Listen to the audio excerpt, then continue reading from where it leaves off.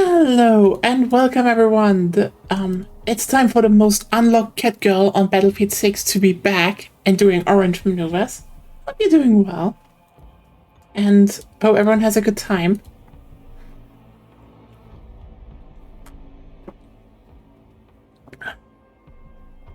Gonna do some, probably some tank driving today again. Still need to do some tank driving. That sounds fun. You know what? Let's just jump right in. And play a bit more of the new map. Oh, it's Conquest. Nice. We're in the rich neighborhoods. Destroying all the rich people homes and the golf club. It's always important to destroy the golf clubs, in my opinion.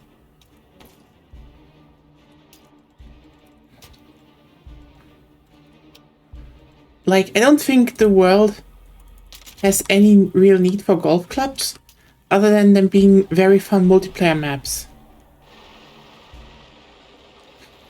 Ooh. Hey, what's my cat? How you doing? Oh, yeah. Ooh. Okay,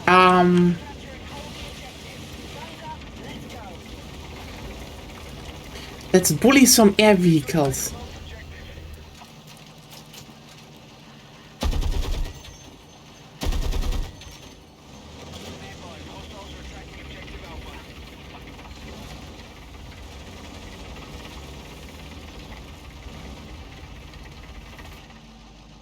Huh? It should show the chat.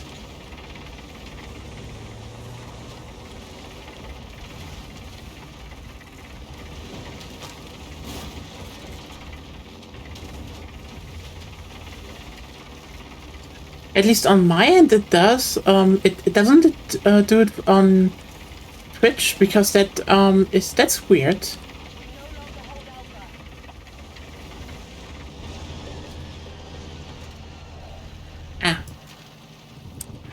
So there is a helicopter.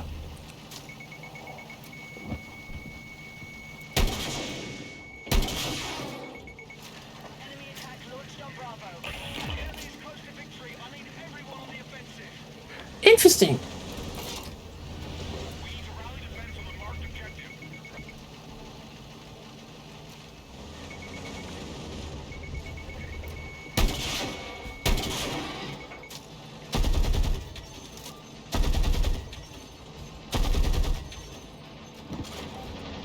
Oh no, the map was already done. Yeah, oof. But that do be happening.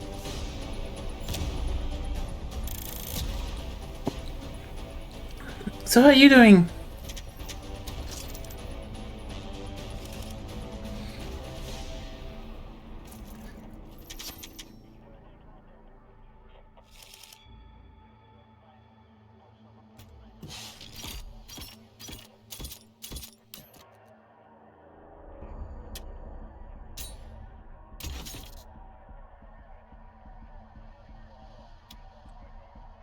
Yeah. Yeah, you know what? But, you know, hopefully the next round is going to be full of,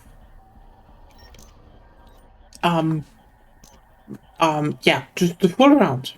Full of happiness and tank driving and destroyed vehicles. That's important. Not a lot going on.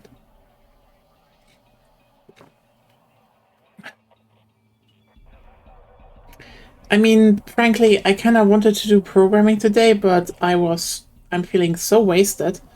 And I realized the next steps I need to do were either getting into light texture creating or programming ranged enemies. And at both times I was just like, I have just slept very irregular. So maybe not. That's at least my idea.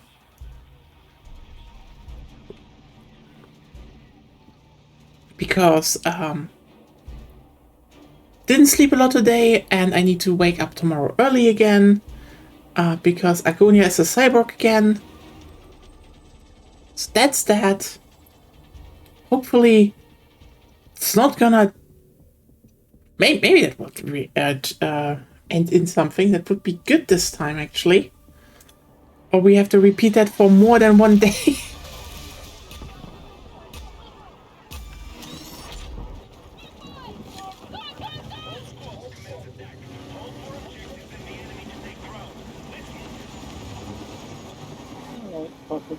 What the fuck? Wait a second. Why did...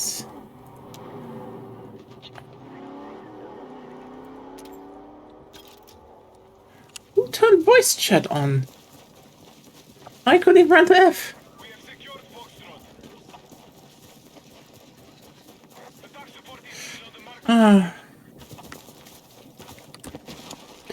Yeah, been a bit of a week here.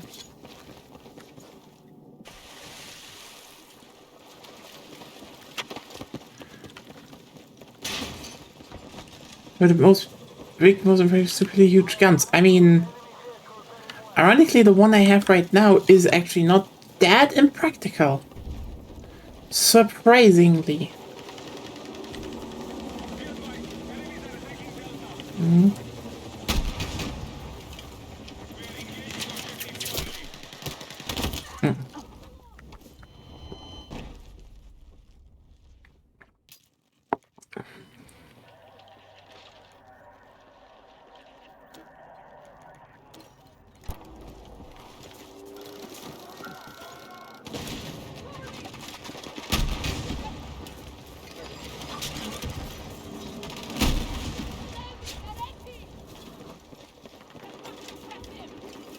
Wait.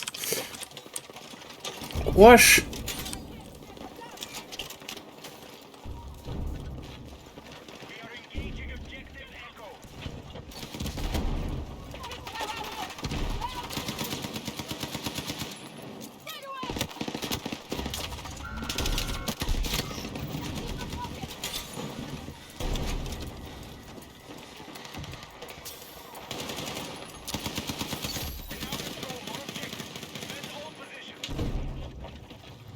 Hey, anyone? No, that's is it?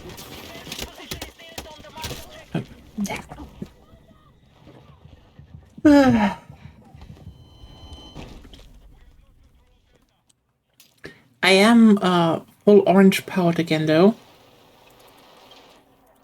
Had like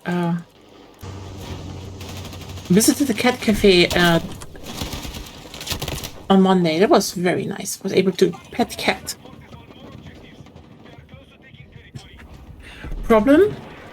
We need to go back because all the cats were EP, and yeah. So we're gonna go there again in the weekend, in the evening, one day, and hopefully then the cats will be active.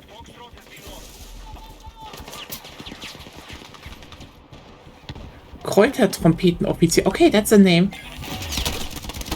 Oh.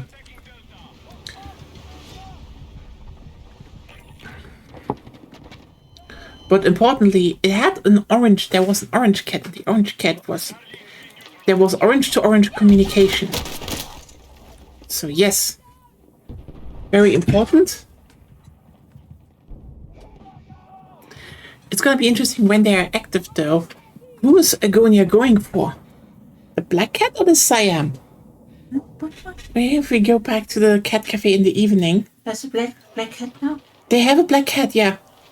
It just wasn't there. It just wasn't outside. You have an orange, a Siam, and a black one. So I'm wondering which one you will tend to in the end. All of them? Probably, they're all very cute. Black cats are beautiful. Yeah, I found my own species. Types. I shared orange energy. Had to do that.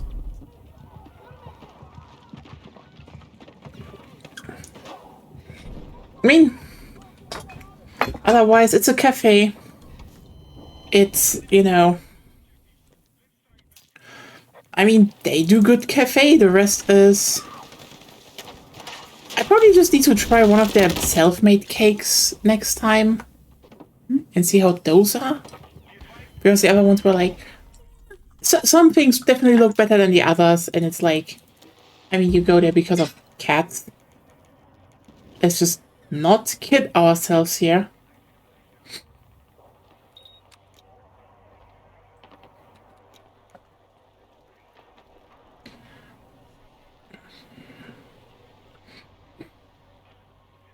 You're going there because of the cat energy. And cats in general. Cats are very cute. But you pet them and you scratch them, and it is just soothing.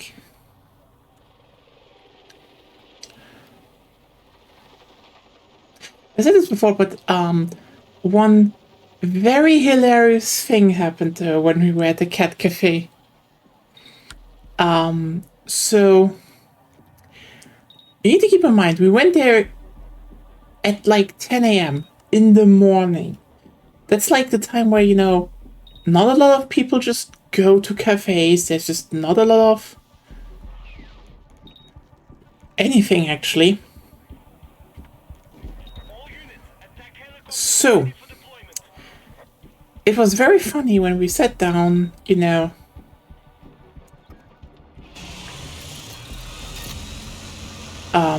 talked a bit, and then two other people entered. Because turns out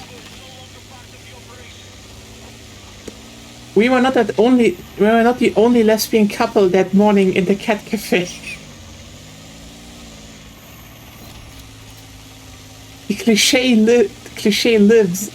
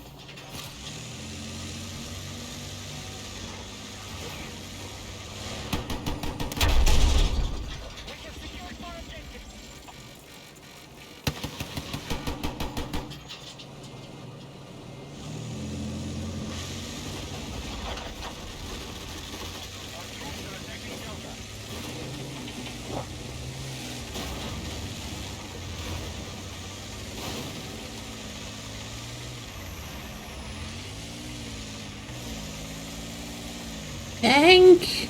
Oh, wait.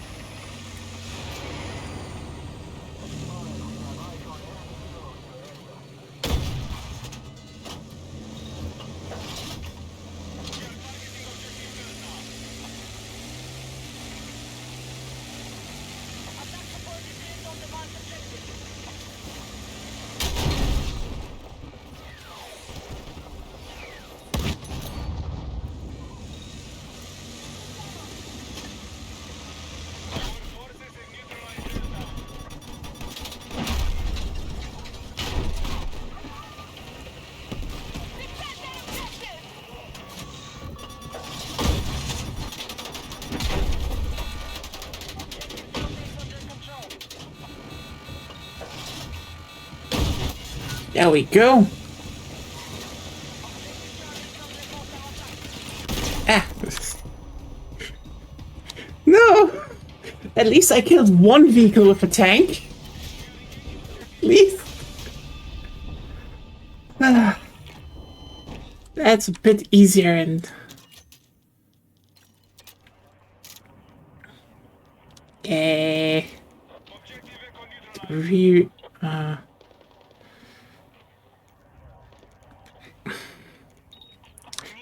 Give back tank.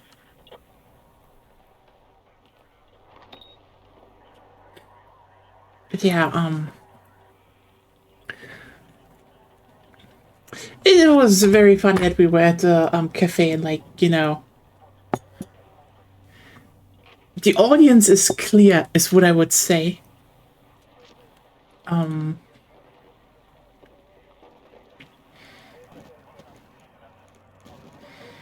Yeah, also orange. Orange cat is very cute. And it like the cutest toe beans. They were so cute. They were like stretch.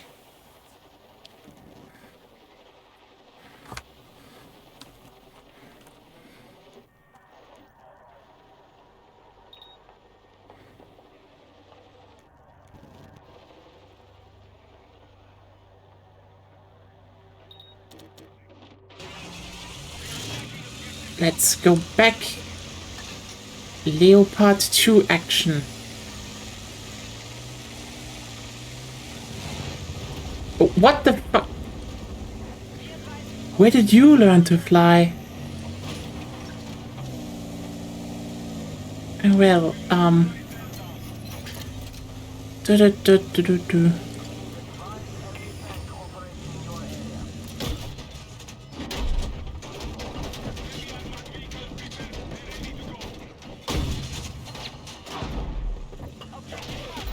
I guess.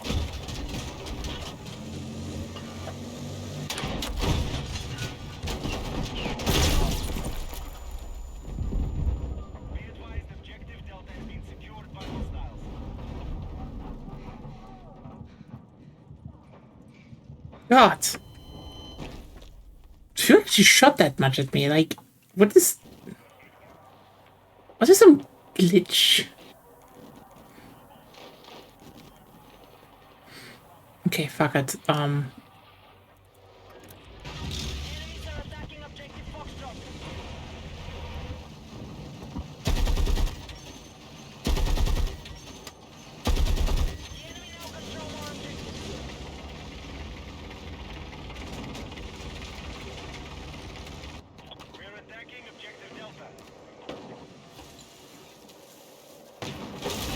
Oh, the UAVs are working now, or what?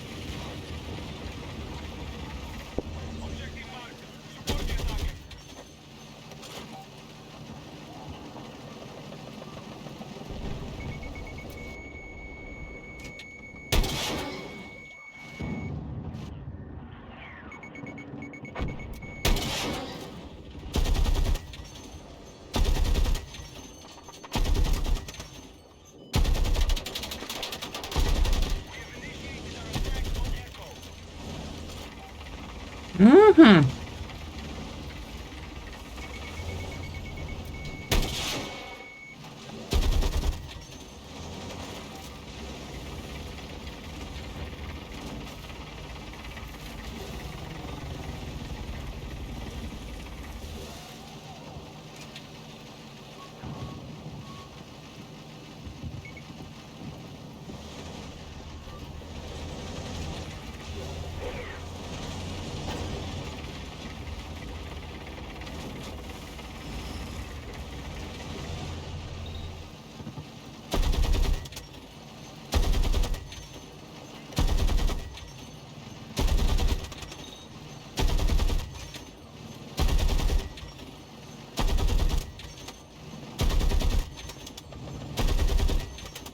The shittiest mirror match of all time.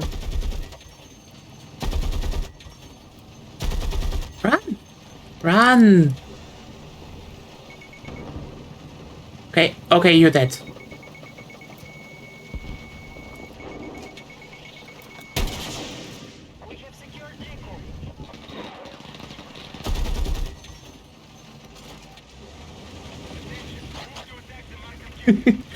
I mean, is it that wrong for,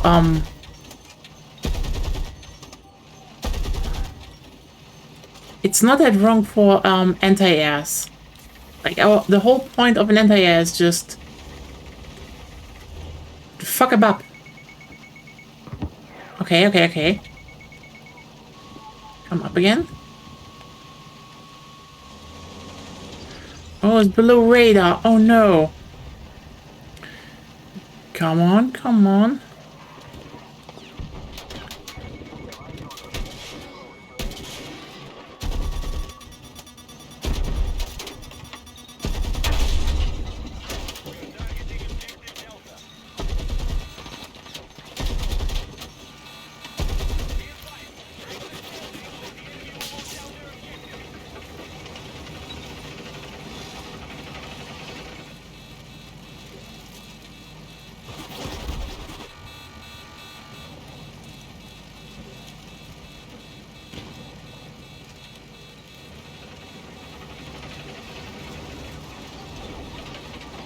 It's fun, you know,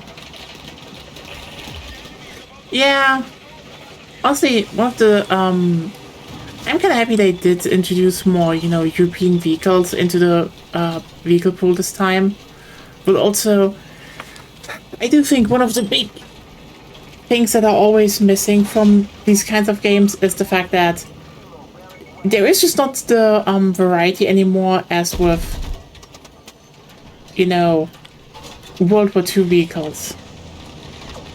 Because there was just some truly weird shit going on with them. For example, so the British were like, oh hey, we need a tank hunter. Okay, that sounds like a relatively normal thing to demand, right? So you basically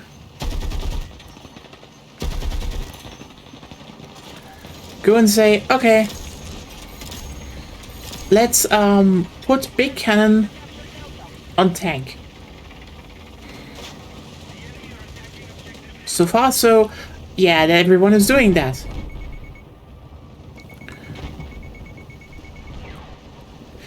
Then the British decide, how about we put the cannon backwards on the tank?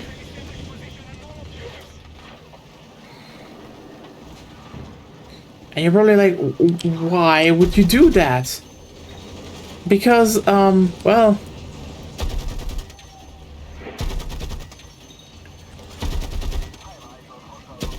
if you're basically a glorified gun on wheels... their idea was, well, if you can't go and, if you put it on backwards, because, you know, most of these guns will be driving away from, you know, enemy engagements. Because, you know, they're getting spotted, you know, drive away. So they just put it on backwards. And so, these tanks were just better able to drive backwards than forward. So, you know, stand on the hill.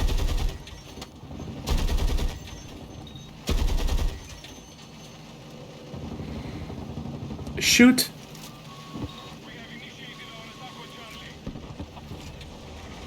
Get back to it. That's kind of funny.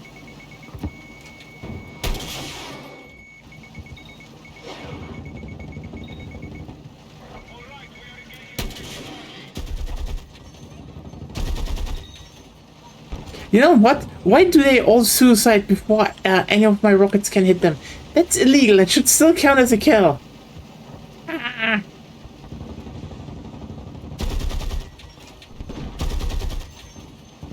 I demand dead helicopters.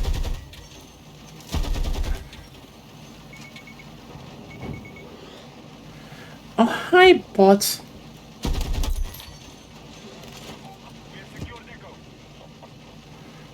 Dun, dun, dun, dun, dun, dun.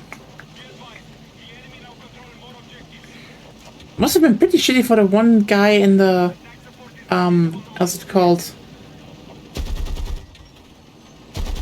Golf cart, though. It was like, yeah, I'm driving a golf cart. And I'm like, enter here.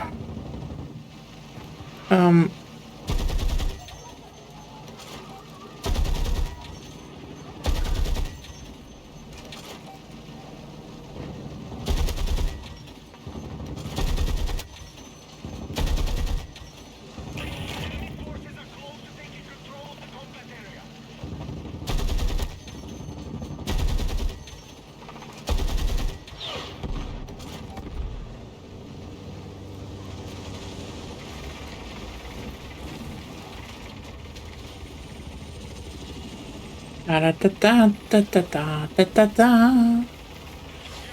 Da da da da da da da.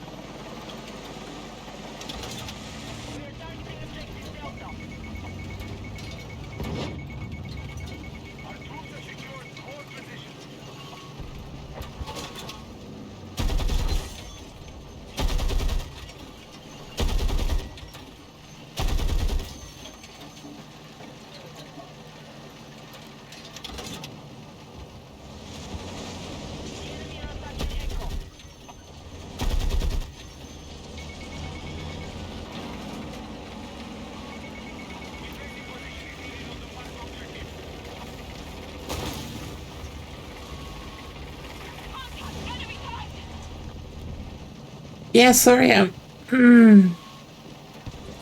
trying to get a few good shots in here.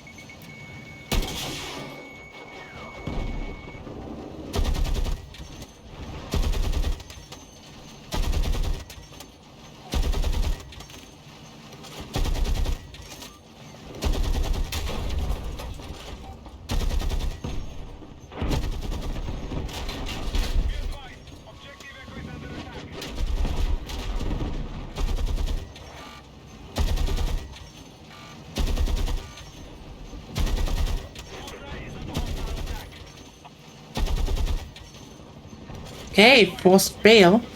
No! Okay, wait a second.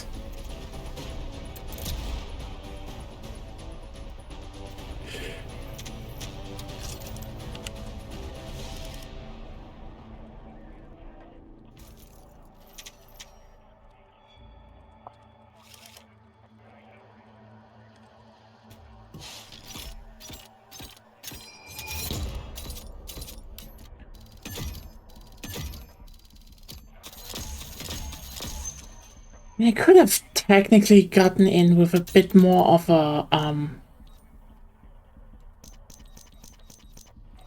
bit more aggressive. Wait, just one more?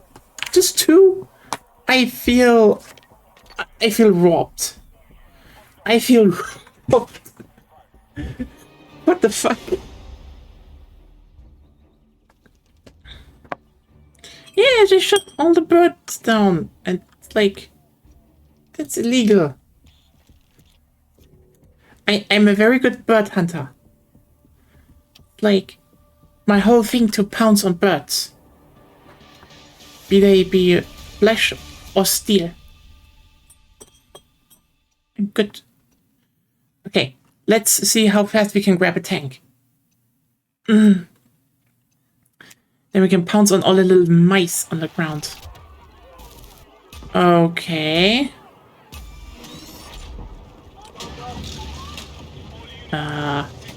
No tank.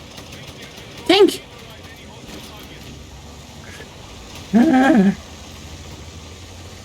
It's really the most frustrating part that you can't do the whole, oh, I want to spawn in the tank from previous games anymore, but...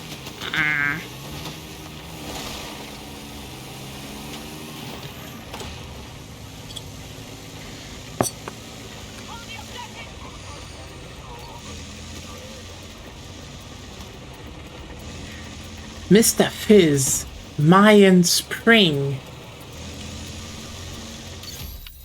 That is probably true, yeah. I have to say I really like this new map. I know people had a problem with Blackwell Fields, which I was like, it's fine. Could have definitely done it better, but Eastwood is just good. Yeah.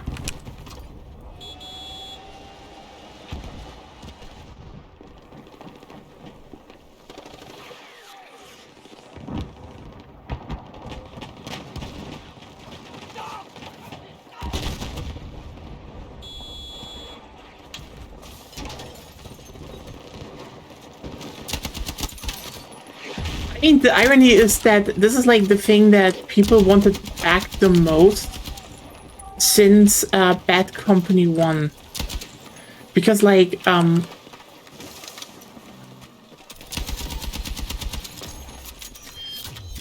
need to keep in mind there was a...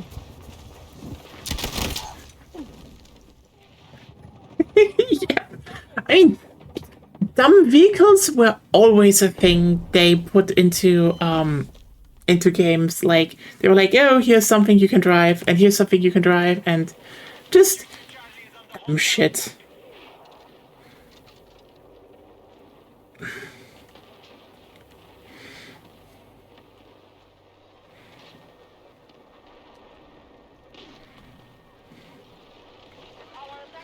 But, yeah, basically, Bad Company 1, they had the thing that,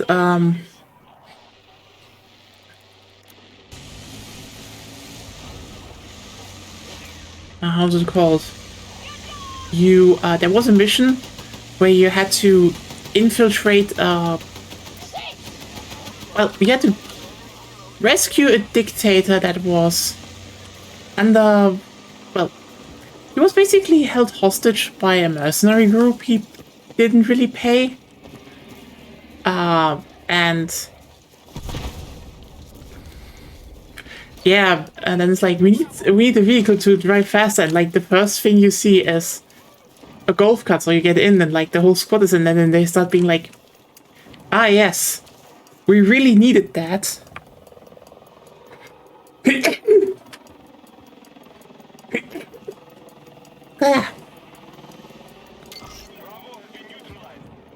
And ironically, then you get over the first hill in your, you know, special tactical vehicle, and then there are tanks, a lot of tanks, and then yeah, you're basically like, yeah, we should probably ditch the golf cart and start shooting with a tank, and then it becomes a tank mission.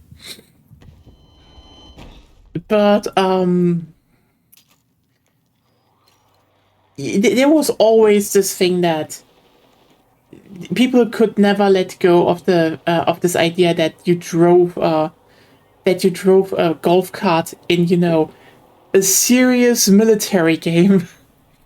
Especially since then there was an update where they added actually a conquest map called Par for the Core, and it was a golf course.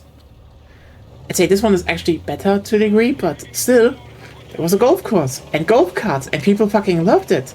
And everyone who played Bad Company 1 was basically like, yo, we need more maps with golf carts.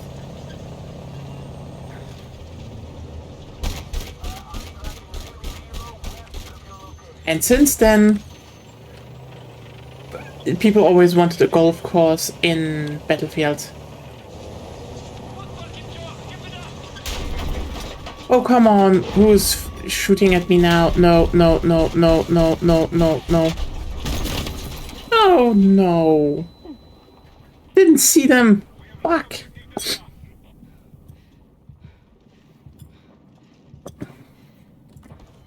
Things just, you never should underestimate, because if someone drives something like the golf cart or the tuk-tuk, depending on the map.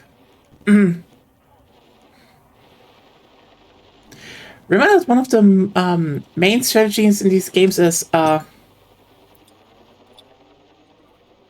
slap a lot of C4 to the front of the car, slam it into the tank. That is like a major tactic.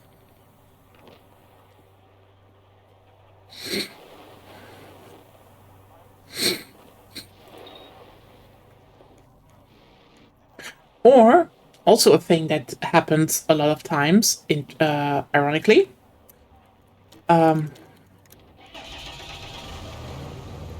is that, you know, it is not happening that much anymore, because basically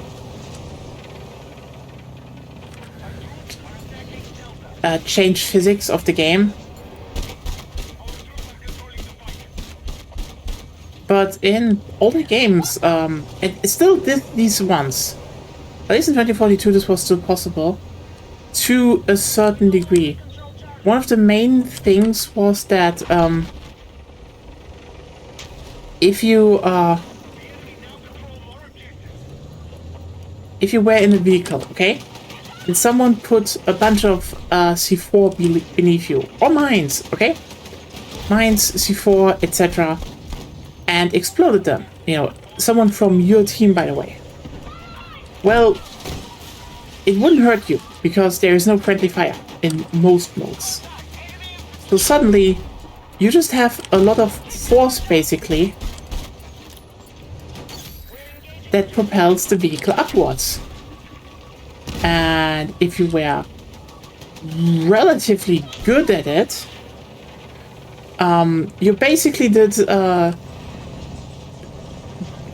the quad bike airlift, aka 2 idiots on a quad bike. The third idiot launches them into the air. They basically land behind the enemy lines, usually pop up a spawn beacon or something like that, and then your team can, you know, you can just spawn in the back line. Or, well, you know, you do the whole, oh, you kind of know where the enemies are anyway, and so explode, put C4 on it, and just slam it into shit. Because obviously you're gonna do that.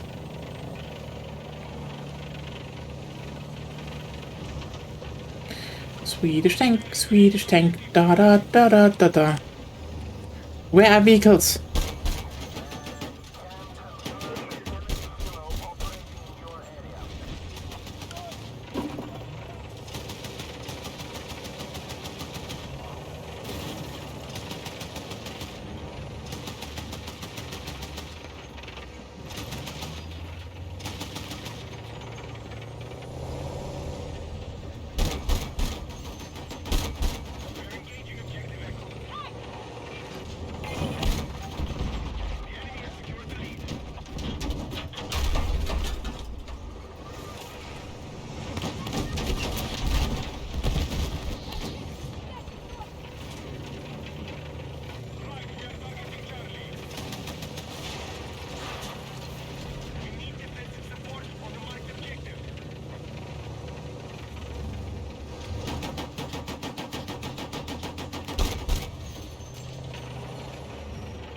That was chaotic.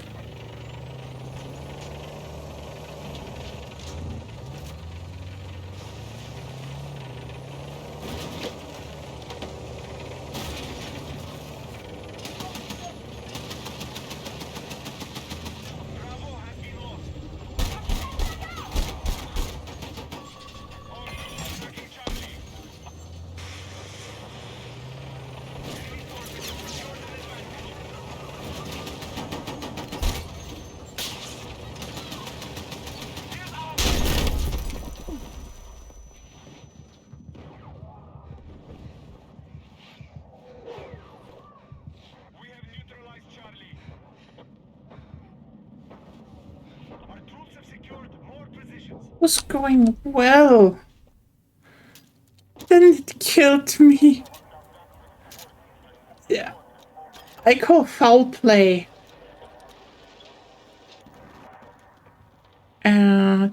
Big tank. Big tank! Da da da dun, da da da dun. You know, this is a cat. I'm playing the cat tank.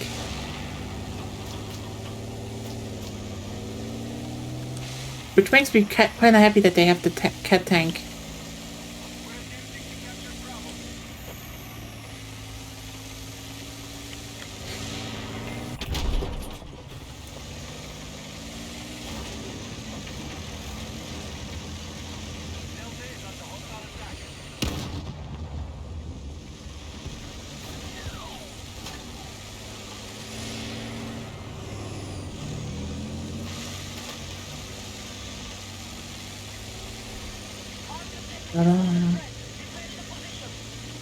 I had a better time tanking last stream, I would say, but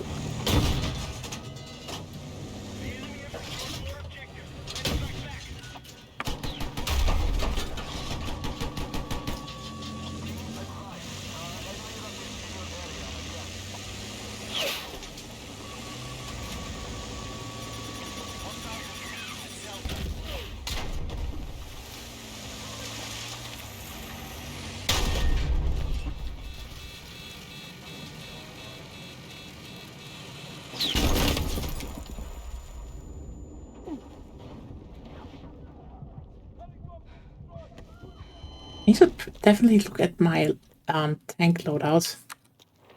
No.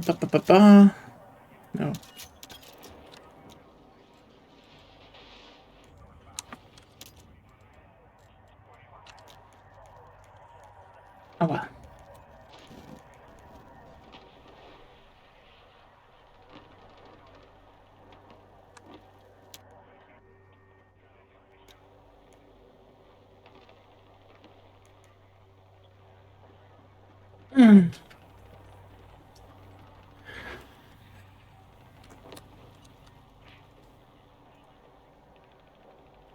Oh, there he is. Let's just pull him in.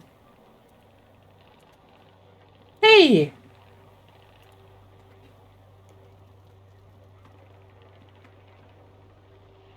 Oh. No answer yet. Room is here, but maybe has not noticed. Sorry, yeah, I was talking, but I forgot to mute my mic. No worries. Yeah, I'm in your game, but just different team because that was the spot that opened up. Ooh, I could kill you and take your dog tags. You're on the opposite team? I don't think you're on the opposite team. I mean, if you're a different squad, that's one thing, but it would be funny if we are opposite teams. No, the same team, just different squads. Damn. Hey, how are you doing? How was your week so far? Not too bad. Pretty chill mostly. Just had to do a bit of work today, but That's something. Fortunately, it's something I can't charge the company, but oh well, he's doing.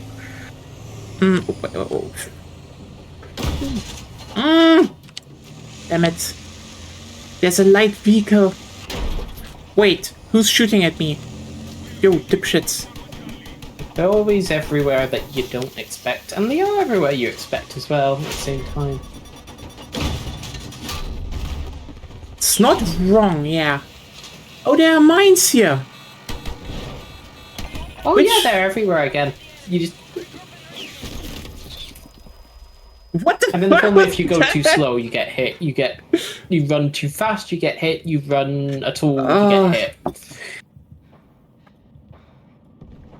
There's something very funny about playing a title where suddenly everyone actually wants to use mines.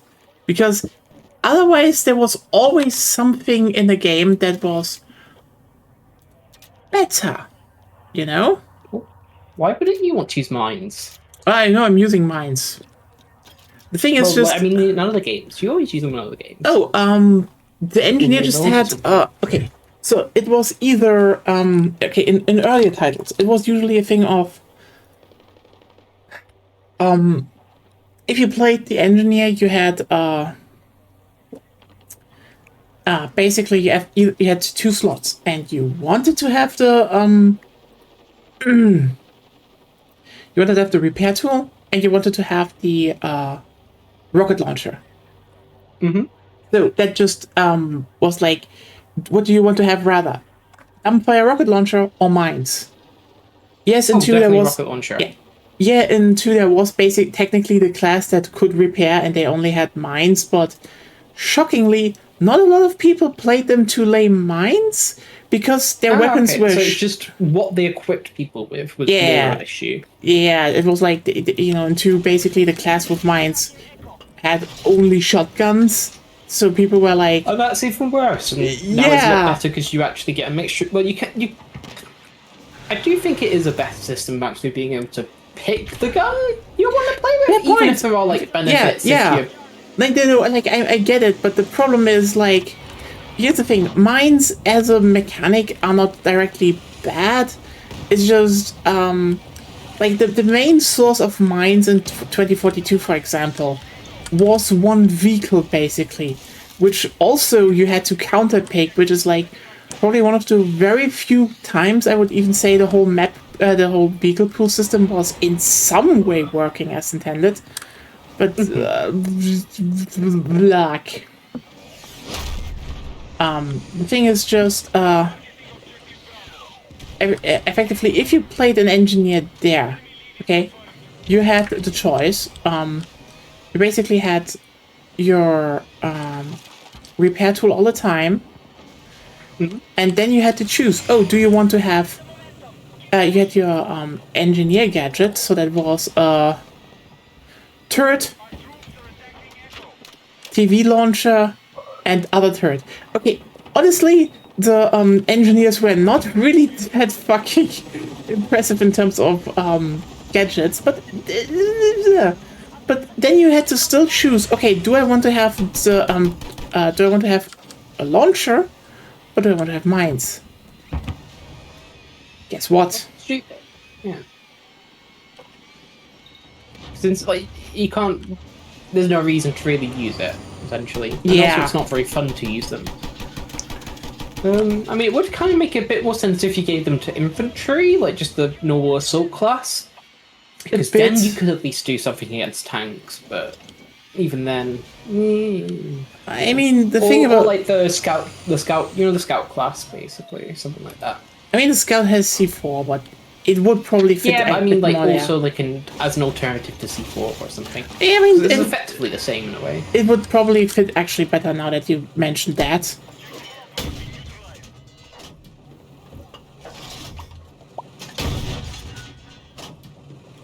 What class do you usually go for? Is it just assault like everybody else, or? I'm using engineer. I mean, especially right now, I need to do kill vehicles with vehicles thing, and I like driving vehicles actually in this game. The thing is just nice. I think that's another one. And the thing is, one of the engineer classes is just like, oh hey, your repair kicks in faster, you don't overheat as much, and all that good stuff. And also, just the engineer class is good. Like it's factually probably one of the best classes in the game. Like probably the best class in the game. Yeah, except from the SMG, depends on the map. Sometimes it's good because everything's up close, but on something like this, it's a real mixed bag. I'd say a bit further away. Played with a carbine, but like I'd still say they should have made it so that. Don't you not get the bonus? No, like I do it sometimes, but like that's the thing. I would have said they should have done. As well, they should have. Which is always a pain. In my opinion, they should have done locked weapons anyway, and done it so that the engineer has the carbines again, like 3, but... Yeah, that's makes it weird. Like, the engineers don't get the carbines at all. Well, you can get them, but, like, it's not your default class weapon, which... Yeah. It's weird.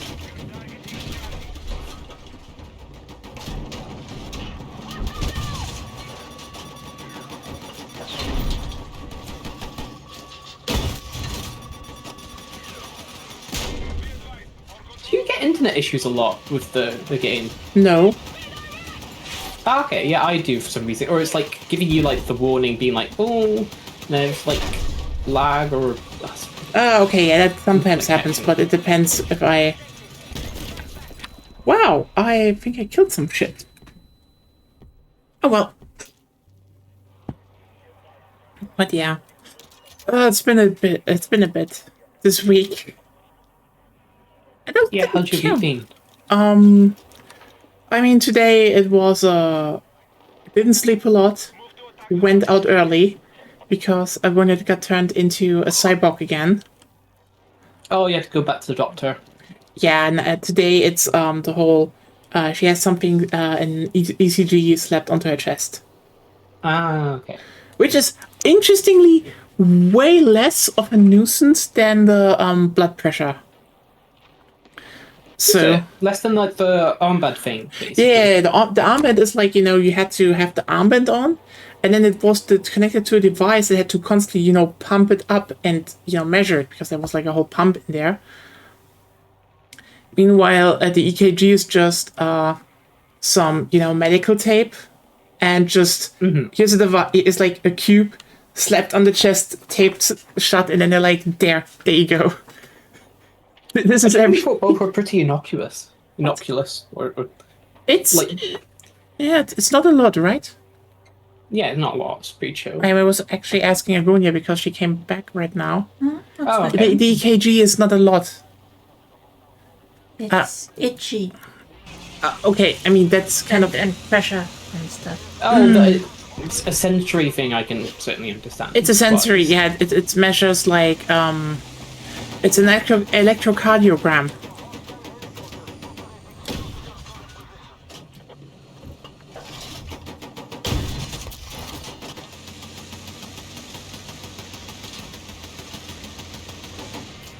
So yeah.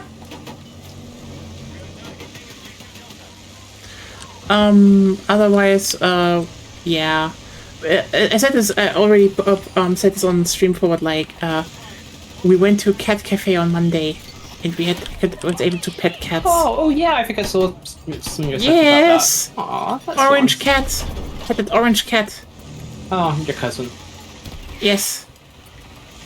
Obviously. So how was your cousins then? Very EP. We will go back there to we will go back there in the evening one day. Who puts a slam charge there? Okay, just personal. Why wouldn't you? What? Why wouldn't you? They always like does. They put them everywhere. I guess, but it's still fucking weird. Not weird, just annoying. There's a difference.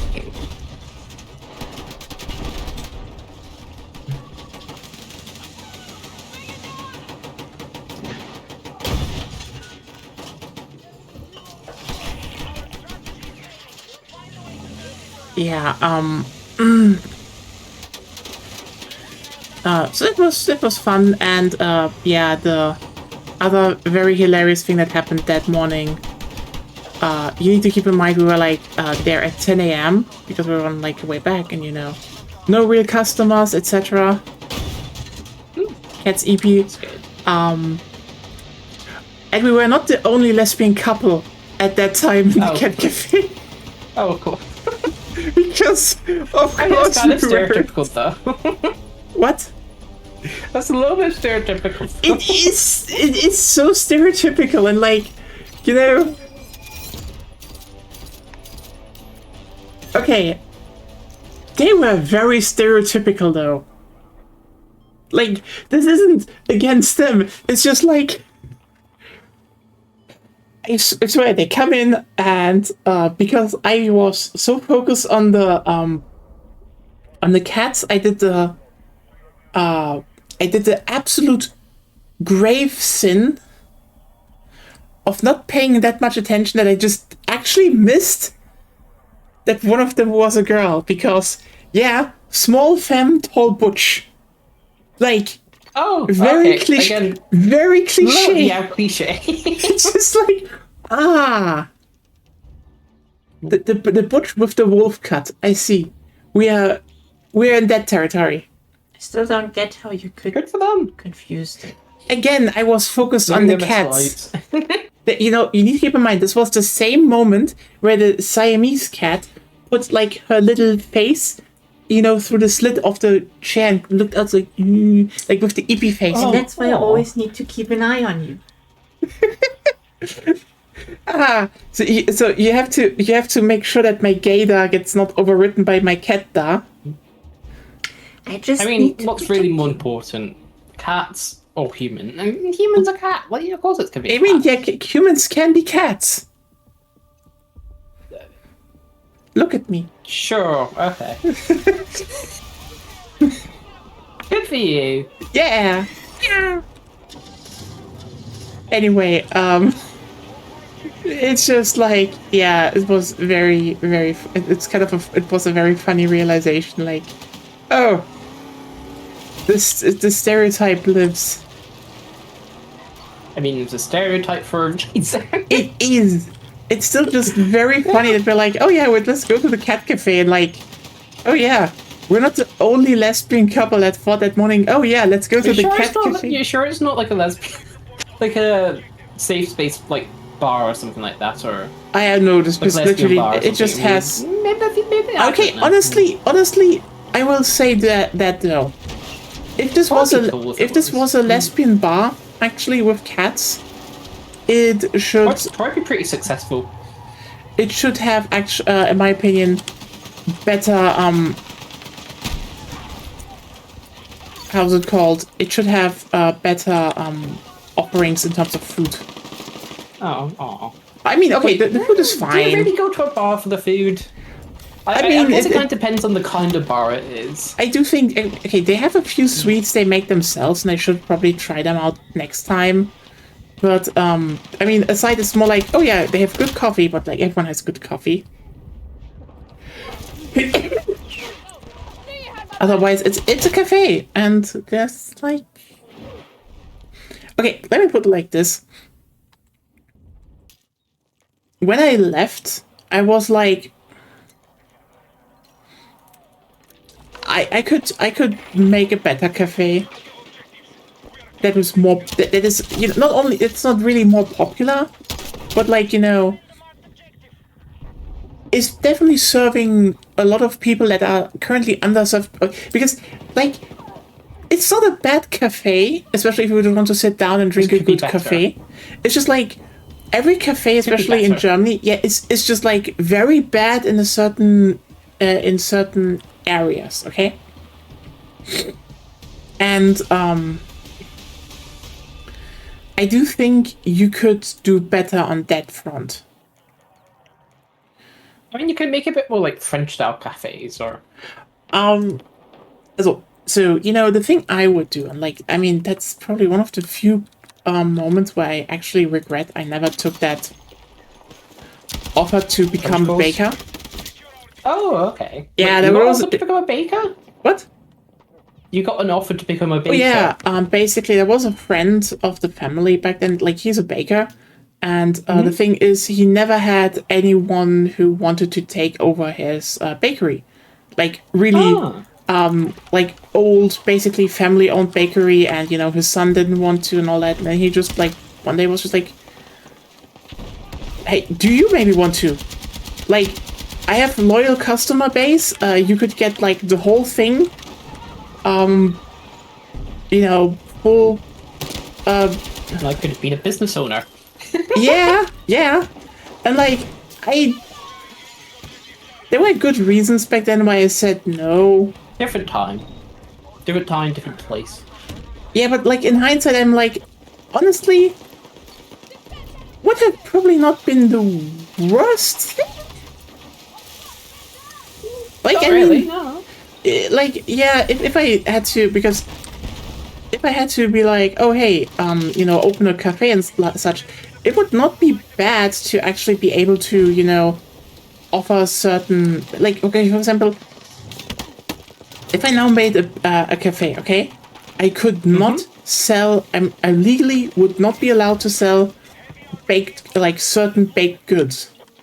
Oh, do you not have like the license or The- training for it? I or mean, something, or- it's the, how is it called again? In Germany it's called Zunft Schrägstrich slash basically, you know, there's a baker group, and like you need to have a master as a baker. You need to be a master baker to be allowed to sell baked goods. Is it kind of to keep stuff at a certain quality level, or? That, but it's like still, it's still kind of a leftover of the old guild system, basically. Like certain trade, yeah, it's a trade. It's basically the trade. You have to be trade approved. Oh, yeah. Okay. So, I mean, I wouldn't have the biggest problem actually, just because you know. You could just learn and become one. Oh, that is a few years. That is a few years of doing that actually. But true. still, yes, that's one of those. I wish I did do it. You have done that under the like family friend thing. Yeah, but like that was over 10 years ago, and I mean, then I would never have moved to Hamburg. I never done a lot of things actually. And it's a tough job. Yeah, it's just like I feel like it's one of those things I probably wish I kind of learned. But then again, it's definitely. You always can learn. Honestly, at this point, I would say, if I could just partner with a like, if it was just to have like a cat cafe or like a good cafe where people can hang out, I would probably say I don't need to. Like, the few baked goods I could just buy in probably for like from like another baker, because selling fresh baked goods is one thing. Selling like you're buying them in from someone and then putting like sausages and stuff on it, that's allowed though. That's allowed. Okay. But I would actually not do that in a cafe. So well, it's a little bit low quality, to be honest. Or can be. Depending. I don't know. I don't know the baked goods. Yeah. Or anything I really. just know if I actually went and be like, hey, like to a local baker and be like, hey, can I learn? Probably a lot would be like, holy shit, yes. Because I know, but I can tell you right now, Agonia would fucking hate me for doing that. Oh, why? Oh, because you have to be there at 4 a.m. Oh, you have to have a normal schedule. Oh, no. Bakers do not have a normal schedule. I mean, do you want to your current I don't even know if that actually, you know what? Considering that my current schedule would probably not even be the worst. Now that I think about, like, I'm streaming in the evening / night anyway. You're usually in the bakery at again 4, because you need to keep in mind 4 to 5, because the buns and breads need to be fresh at 6. That's where the first people go and buy stuff. Like, it's a tough job. I mean, that's work. That's work. I mean, yeah, but like, even compared to other work, baker is like especially tough, simply due to when you need to wake up and do stuff. Like, hell, even if you would do the cafe stuff, that just would be stuff that you need to start doing early, because, duh. Like, I mean, that's once you get in the routine, but still, yeah. I mean, yeah, it's quite a long day, and you're gonna have to get up early. Yeah, but, yeah. But like, one thing I just immediately noticed that is just missing in cafes, and for example, I would do different, is I would offer tea, and like good tea, as in you sit down and you want to eat a nice piece of cake, etc. And then you can actually have someone say, hey, this tea would actually fit really well with this tea would fit really well with your cake. So you're pairing like specific teas and coffees with For example, desserts or baked treats. I mean, if you have, for example, some, more fresh fruit cakes, lemon cakes, cheesecakes, etc. And in the morning, it would be like, yeah, you would do you fancy an Earl Grey with that, for example? Because Earl Grey is like, with bergamot and such. It's actually a really good tea. Or Yeah, I know. And it's pretty much as British you can get. Really yeah, I know. I fucking love Earl Grey. Honestly, it's pretty great. Or that you can. English. I mean, yeah, it's like that that you have like, but that you have like quality Earl Grey, you have quality green tea, and like that the people who that it's actually not just a bag of tea in a glass that you can just pour in and it's like they're done. No, it's like it should be quality tea that you actually have a bit of hey, this tea would fit to your cake or what you're eating right now. That you have just a little bit more, oh, it's not just basically one of the high quality machines does a high quality coffee. Like that's the thing. You want to have a quality coffee at your at a cafe. That's solved. There are machines for that. Like that is so automated. Even the people who are like really into coffee are basically telling people just get one of those. And it's fair. Afterwards, you just need to buy a good coffee, and you have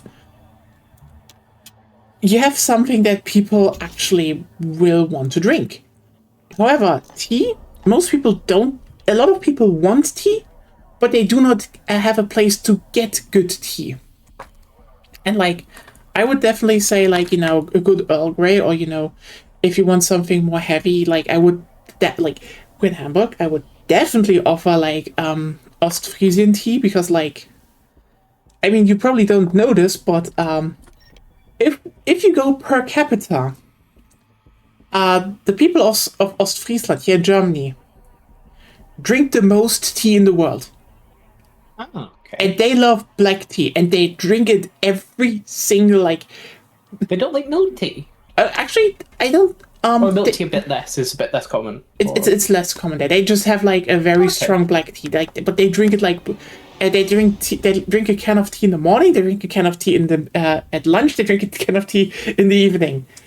They fucking love tea. So how is that our stereotype? I don't, because like it's generally just this one group. I'm not kidding you when I tell you this is like basically when we went to the North Sea, like on the map to the left, more to the Dutch region, that's where they are.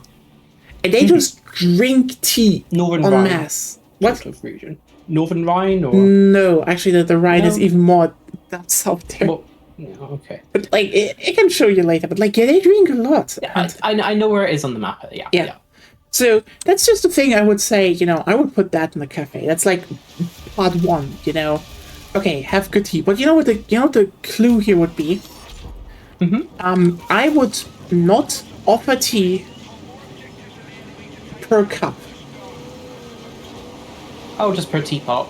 So yes, you get a pot full of tea, and you can sit down with someone and you can both drink that pot. And then maybe get a new you can get a new pot and stuff like that, but yeah. Good tea in a pot, and you can just drink as much as you want. It would be it makes sense, but however, like the problem is you then get a bit of wastage, and then obviously you're gonna have pretty low margins at a bakery. Honestly, these consumer industries. Honestly, so if you're probably gonna want to minimize costs. I mean, if you do it in a pot, you need to keep in mind that you actually save money. Like, here's the thing: water is cheap. Yeah. But I think it all depends on like the actually the tea leaves. What? I think maybe a bit more. Actually, I don't know why they charge by the cup then. Yeah. Yeah, I mean, it's just you know why they do it? Because let's just be real here. Because it's done for coffee. I mean, coffee makes a lot more sense. With coffee, it makes a lot of sense, actually. Like, when you think about coffee, it's like, yeah, obviously. Unless you're going to serve really weak coffee, really. Yeah, and I mean, maybe having a coffee as a, also by the can would also be not that unpopular. But the thing is, in the end, if you serve tea, you should serve tea in a can. And hey, Seraph. And also, it would just make it like instantly a more social thing, because suddenly it's like, yeah, it's a. Wait, do you say canned tea? Oh, sorry. Well, in a can, like you make a pot of tea in a teapot. Yeah, you just have a pot of tea. That's not a can. Oh, sorry, because canne is a pot. German word for pot is. I just like, yeah, no, you're right. Like, it's just a pot of tea, just like a nice pot of tea on a stove. And wait, I was just being like a tin can. You just like serve. Here you go. Here's your tea. I mean, you know what? It's for the very special taste. Sure. But it would be like one of those. It would just be this. You actually can sit down for tea, and you would, you would have a reason to actually sit down with other people for tea. And I do think that would just also make it so that more people come in groups. So they also will. You don't make the money on the tea. You would make the money on the cake, on the cake, for example. Yeah. But it makes sense. And then, like, just, have a few, social games there that you can just have some dice or cats. Cats, get some card games and just make it more of a social place. Maybe not bunnies, because they shit everywhere. Yeah, okay, bunnies is like, also they dry hump legs. Yeah. So, do cats not do that? I know dogs do. Dogs do, not cats. I have never seen it with a cat, actually. See, I was very interested. I said, sure, Germans have cans of tea like Canadians back of milk. No. Sadly not. You know what? It wouldn't even surprise me, but as I said before, we have like a region that is very tea obsessed, actually. So, it's... We know some tea culture, I would say. But yeah, in general, I would say, when it comes to that, I would just say, yeah, have like a cafe with good tea for once.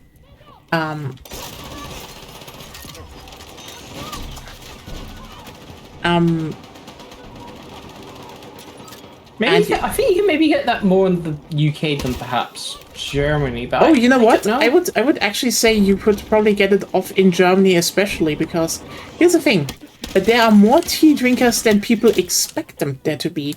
But you know who's underserved? No, a lot of people like tea for once. They just, there's just not a good amount of offers for tea.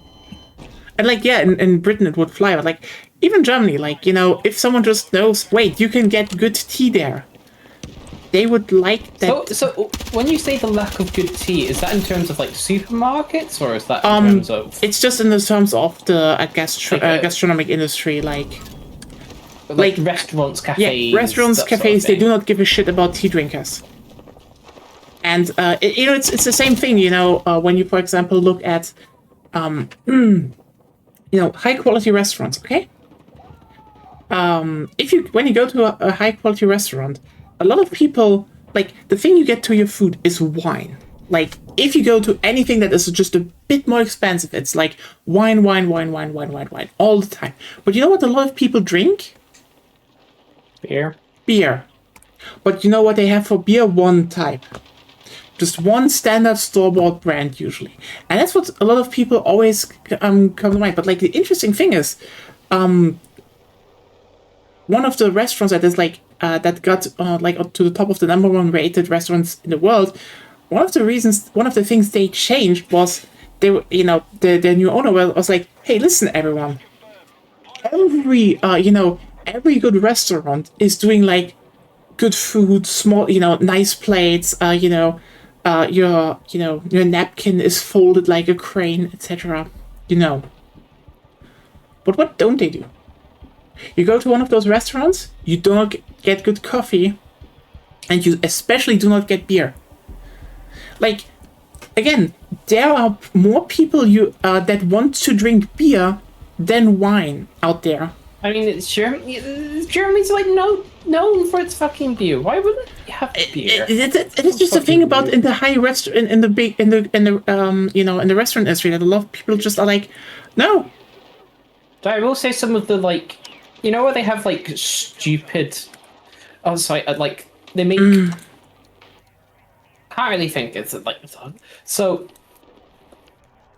these like super duper fancy restaurants where they try to make normal food. I guess you would call it working class food, and they're just making it the most stupid, dumb way. Oh yeah, it's one of those. That's what I'm a little bit worried about. That sort of thing, or that's a potential downfall they could fall or trap they could fall into. I mean, that's one of those things. Like most high quality restaurants usually just make a lot of abuse on their staff to actually get high ratings. But again, the thing is just a lot of people want to drink beer, and like the whole concept of, hey, if you have a restaurant, maybe have a guy on staff that knows their way around beer, so when some of your when your customers show up, it's like, oh, you drink, you want to eat that, well, here are beers that would fit with that, and suddenly you have a customer that comes back.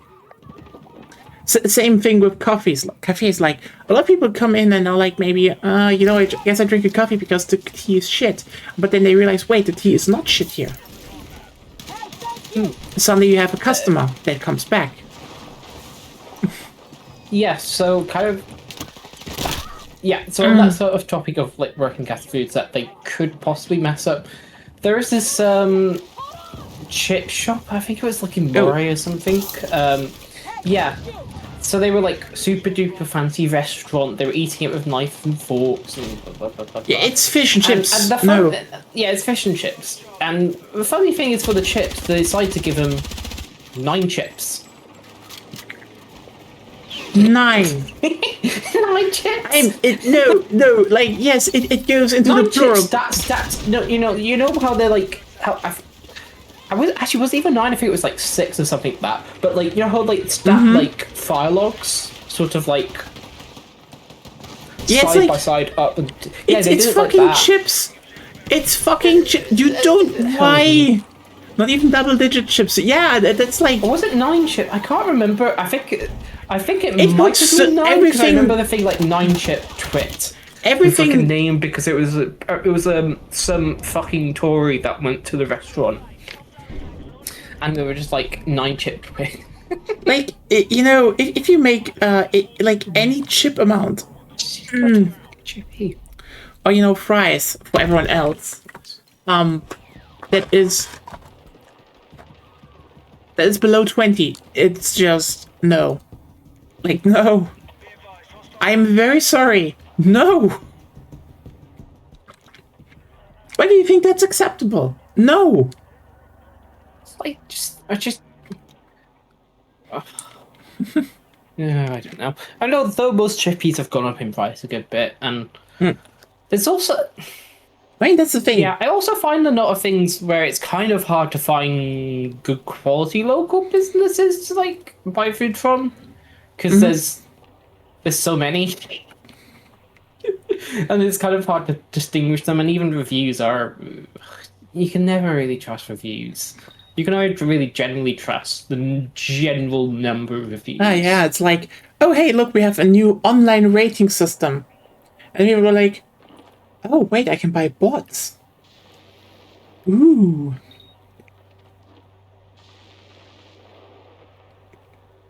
But, like, yeah, I get what you mean. It's just like, I do think if you want to make a cafe nowadays, it's like, good quality food is one thing. But going and having like, for example, quality tea. Like, also the interesting thing is, a cup of tea is like $3 usually. You can offer a can for like roughly 6 to 7, and there are more cups in there than that. But like, you still save money because again, water is cheap. But a lot of people would rather probably pay for like a whole can. Yeah, people will save money, but you'll make less money, to be honest. Oh no, I mean like you will still save money because like again, water is cheap. But also the thing is, a lot of people would rather then, come there and drink that, or, pay a higher price, or like maybe even $10 for a can, because you get, you get a whole pot of tea, and, oh yeah, it's a whole pot of tea. That's way better to rationalize than just, oh yeah, I pay like...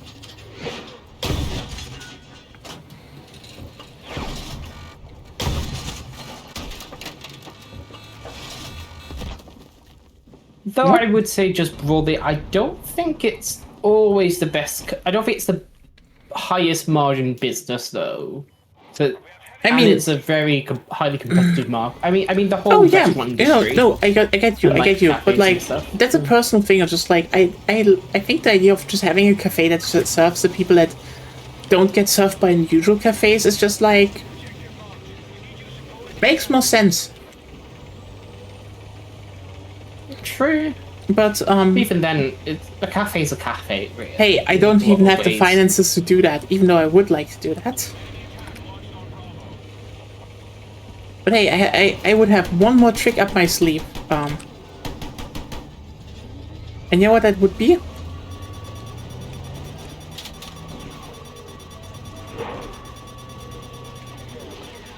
Oh, what is it? Sorry. Pizza.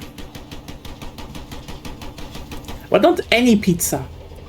Roman style pizza, because see, in Rome they basically make a pan sheet style pizza, like a very long one, and they sell it by the slices. It's like you have you can bake a lot, put them like also down, and then it's more like, oh yeah, you're there, and like, oh hey, I want to eat something more a bit fresh and nice, like, yeah, hey, here's a slice of pizza, and you're like, oh yeah, I like a slice of pizza. Crunch, fluffy, delicious. Some places do that sort of thing.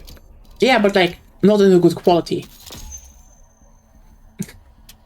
Well, you've also got the whole big issue of like, you kind of want to limit your number of options on your.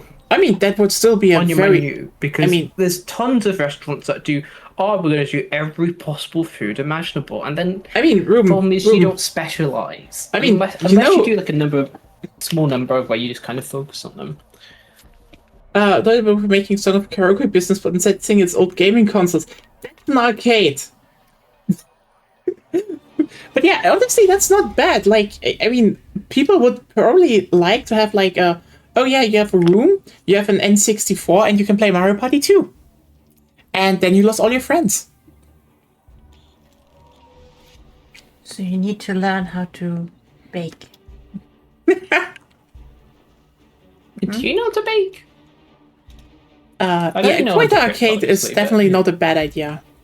Oh, I know how to bake. Like, I could even do the pizza stuff and such like that. But like certified baked. But yeah, honestly, the idea for like karaoke, but you have just like N64s or GameCubes. That's not a bad idea. I think my brother was thinking about doing that sort of stuff, like once he finishes high school, but then he kind of like, he was thinking about becoming a chef initially, but yeah, looking at the salaries, I think he's changed his mind. I get what you mean. It's just, I know that this is like not the easiest business. It's just like, the idea of having, your own cafe, because like yeah, it's sweet, it's nice, but it's just as a business, it's also one thing I would definitely do different is no modern pop songs. They will be banned. Do people put modern pop songs, or just like even just the radio one at like cafes typically? They have typically chill stuff for classics. No, like a lot of people blast just radio and modern pop stuff. Oh, okay. And I would be like, no, just the classics. All the good stuff. I mean, depends what you mean by like modern day stuff. If you're a little bit older. Everything after 2000s. Everything after 2000s is modern. Oh my god. The only one I would allow as an artist to have more modern songs With If El it's like Yankovic. a rendition or like a cover of a classic song? Just with El Yankovic. Only one allowed to have Okay. more modern songs. And then once per year there's gonna be with El Day, and there's only gonna be with El Yankovic. And with El Yankovic merch on the wall. Yeah. Why didn't you just make a Weird Al Yankovic themed cafe Because I want then? to have cats. Yeah, okay, so It's just easy. I want to have cats. So I'm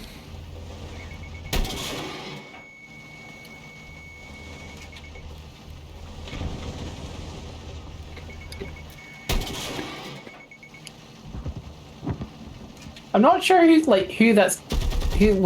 what. Okay. and otherwise we're just gonna have like the good old classics.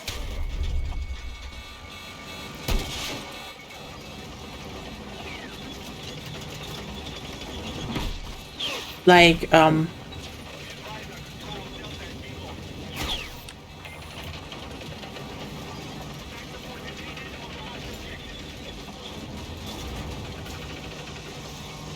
you know, those, you know, German classics like Boney M, for example, and some international ones, like, you know, some British ones maybe, Dire Straits and such, you know. Dire Straits. I've never heard of that one. Oh, okay. You definitely heard of Money for Nothing. Maybe? I don't know. I'm really not sure. It's one of the most legendary guitar riffs. Like, I think a reason a lot of cafes just go and turn the radio on and just purely use the radio because a lot of people have a lot of different tastes in music, so it's just kind of yeah, but the radio less isn't likely actually. The to- radio isn't playing like a lot of varied stuff. yeah, maybe anymore. your taste.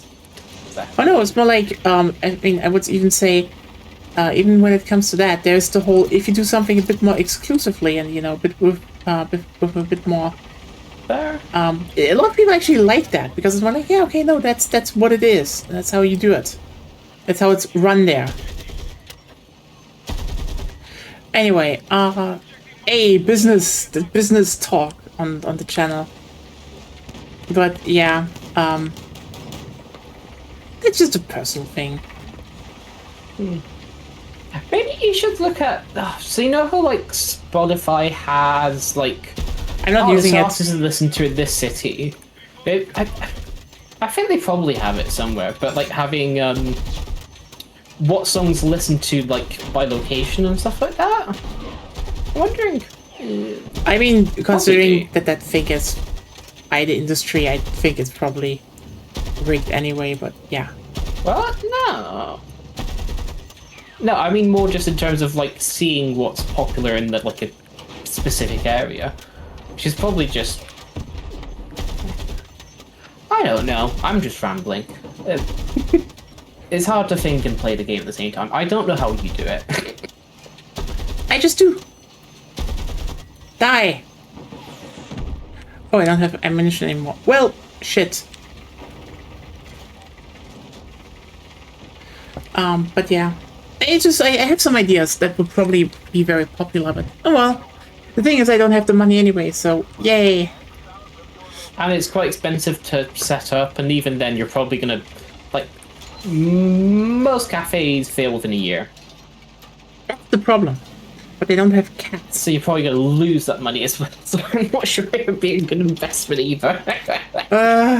And you're gonna be competing with every other cafe out there. And even if you do get cats, you're gonna be competing with every other cat cafe out there. When And there's just 3 of them. generally quite a few.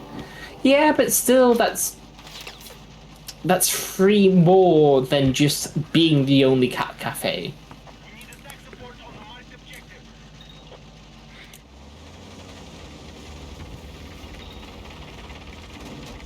Ah.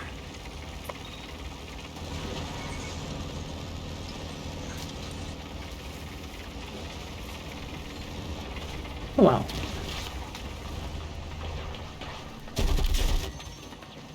I just died to a fucking tank missile. Okay. It's one thing, just I think it's one of the absolute worst place. Oh, this fucking game. Do you find the issue where it like the helicopter blades will stop animating a bit further away? I obviously do it for like performance reasons, but yeah, that happens. But I mean, as you said, performance. yeah, I mean also a wee bit of popping every once in a while, but still, yeah. Hey, the game runs, so Yeah, runs better than a lot of other games, so yeah. Pros and cons. Also, I'm really not sure if that guy is just hacking or just really good. I can't tell.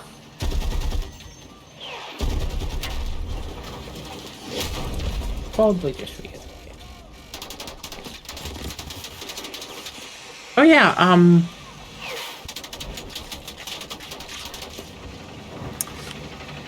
this is actually apparently the best-selling game of the year right now. Yeah, it makes sense. It's Yeah, Call of Duty just basically belly flop completely. well, I mean, if you want a kind of arcadey shooter, you've got this. If you wanted to play what they've kind of turned Call of Duty into, you really should just play Fortnite. I mean, the thing is, or any other. also just it has AI everywhere, Yeah. so yeah, people are just not Well, that as happy. well. So yes, it's kind of just issue upon issue stacking up of why. Yeah, you're probably not gonna I want get to it. play It's just very interesting to basically see how much they dropped the ball, which is like, But it's Microsoft. What balls do they have left not to drop? you know what? That is actually fair, but on the other hand, they still surprise me. Still what? They still surprise you at how bad they can be. It's like, yeah, you know what? How about we bring out the biggest game in the of the year? One of the biggest title in the biggest multiplayer series, and then tell the devs actually go and put half of the player, like the basically all player cards are just like the Ghibli AI style.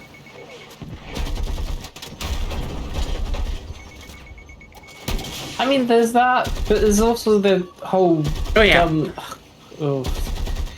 I mean, the story is apparently Well, also I written just- by AI, so Oh yeah, did you see the whole new thing where they're going to literally put let like the AI run stuff in your computer now? oh, I read Windows. that. It's just like, what the fuck? Oh yeah. Oh, how long before they like literally just make it mandatory? And then you have the whole security head of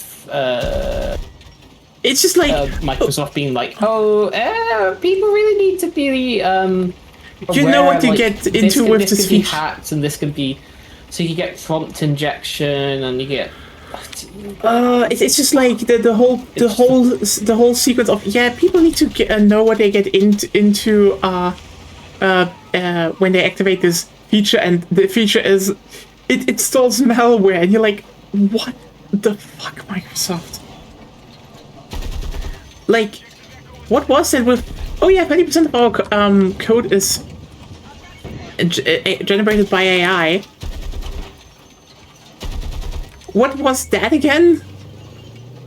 Like, holy shit. it's because, so if you look at Microsoft's business, so what actually makes money? So it's tying in business customers, and it's their cloud compute. Yeah, but like, That's it. I mean, yeah, gaming is a little bit on the side. it's not the thing I want to point out. It's just like, even like everyone who like would in the in a business sphere, why would you even rely on an operating system that, I mean, I'm baffled to even say that, just installs malware when it feels like it? Well, the thing is, for business customers, they can easily disable it, and that's kind of yeah, but like, quite a big difference between the consumer, even paid consumer, and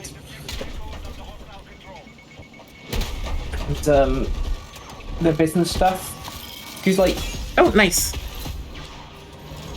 Like security agencies are going to be using Windows, but like of course It's it's just- blocked out everything. But It's still, still yeah. baffling. Like, holy fucking shit. It's because they just don't care about consumers because, well, they're not going to pay enough money to make them actually care. Or they they can't don't charge even- as much. They don't also care Or about the they- businesses, apparently. Because how many businesses do you think will not turn that off? Well, it is also just their leadership, and they're just yeah. It's whatever. It's just It's whatever. It's just to push the line up, to push their stock price up, obviously. And right now, that's AI, and anything said about AI pushes the stock up. So that's all they're going to focus on. Everything else be damned, even if it's like something that is actually useful when AI isn't going to be the main stock market driver. AI is going to That's going a giant- so well. Just like two fucking major investors have just sold their whole stock of Nvidia. It's going It's so actually well. quite funny. I think it's been the Q3 quarterly results announced, and like for all these different companies. So one thing Microsoft did actually say in theirs is that they're starting to pull back on their AI investments. So, it just means there's less like capital expenditure, essentially. Yeah, you know why? They're buying their stuff, and the funny thing is that actually made their stock go up. Oh yeah, obviously, but like the absolute opposite happened for Meta, so Facebook. In their like whole call, they were like, "Oh, we're ramping up investment. We're buying more GPUs. We're issuing like corporate bonds so we can buy even more." And yeah, their stock like tanked like 10%. Yeah, because it's not like it's not surprising. It's a little bit starting to catch up, and okay, like I mean, the thing is, I love this stupid fucking game. I mean, the thing about bullets AI, go for humans. It's like, go on. the thing about AI is just like it was always something that, how's it called? Was basically fueled by the fact that companies like Microsoft and Google, etc., just had cash reserves due to. Well, yeah, Yeah. but they're starting to run out. Yeah, the cash reserves are starting to run out, and like the problem is that Microsoft is basically now not having cash anymore. Well, certainly a lot lower, but also you've got the whole. Oh, fucking people! You also have the whole issue of So the thing is, they're buying GPUs. Problem with GPUs is they're not a good investment. Or they're not an investment. They depreciate like a bunch. Like if you try buying like think what 5 years ago you got a 20 series, wasn't it roughly back then? 47 I have. No, like 5 years ago was the 20 series, wasn't it? Yes. From video.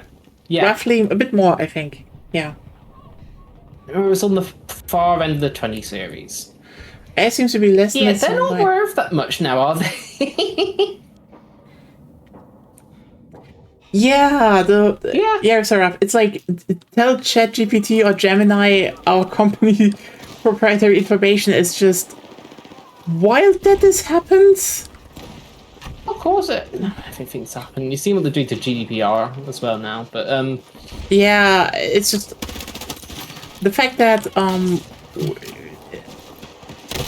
I mean, people are, as you said, they're basically catching on it. It's just not a viable thing. it's not sustainable. I mean, yeah, like if you don't want to live in a, if your goal isn't to have Companies like, are still going to do their stupid stuff. oh sure, like okay, here's the thing, a bunch of companies are basically run by people who never really actually had to face reality. Let's just put it like this. Like, for example, Zuckerberg. Zuckerberg is a disconnected piece of shit. All of them are. Yeah, all of them are. But the thing is that they always... this is why they also do AI, because, like, to a degree, it's... For them, this is the, you know, confirmation machine, you know, it says, no, you know, you are right. You are smart. No matter what the people say out there. But also, it's the whole... They need to sell it. Like half like of the Microsoft like PR or the like CEO or C-suite people's tweets. Yeah, they look like they're written by fucking. Yeah, I mean they are 100%. It's just. Actually, oh yeah, did you actually see? I think it was a Verge article. So they were essentially trying out a bunch of stuff with Copilot that Microsoft showed off an ad they're absolutely terrible AI actually doing. And the funny thing is, yeah, it couldn't do any of them. And they did it in a horrible... It was just incompetent, right? So even the stuff they're saying, it can do... You know, Seraph, I should not be surprised that this is happening, but also, like, I think... law companies should not be using large language models to fucking write cases. Writing cases, no. Searching for documents, yes. Even like, then, they just hallucinate shit you're sometimes. Searching through just a massive database that they've got internally. Because this used to be... I mean, then you can just have to be done by people. I mean, having a search engine like Google, that's just one thing, but it's not large language models. Yeah, it's like, it's just, don't do that. Like... Well, you can use RAG, so... it's just like... It's just like... It's just like a recipe for disaster. It's like... I mean, especially in the USA, okay? You have like one of the most opaque legal system out there. It's like... I mean, the fact that there is the whole thing that you can just be like, hey, do you want to be trialed by a guy that actually knows the law? Or do you want to be trialed by a bunch of people that you can just bullshit into agreeing with you? Is wild. But again, don't use large language models, especially in that fucking system. It's just... No! This just...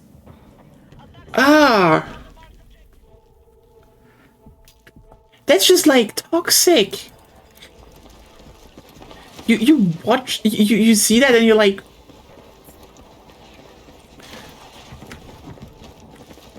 And, like...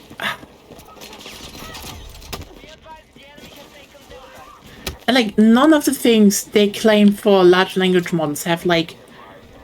actually manifested. I know they were like, oh, it's a better Google because you don't need to Well, yes, on an individual level, but the problem is then whole system wide, it fucks up the entire system, and that's the main problem of it. Because you're not actually going to websites, you're not actually... Yeah, I mean, aside from the fact you're not actually seeing ads, you're not actually... I mean, aside from the fact that it's still, you know, scraping the internet for data, while then wanting to replace said data. I'm probably gonna head now, sorry, because I need to have some dinner. Okay. We have some good dinner. See you. Yep, see ya. Yeah, it's like scraping the internet for data and then trying to replace those sites is just... I do not know where they want to end this, but considering Elon Musk announced Grokpedia, I know where they want it to end. In a very, very shitty just cesspool, actually.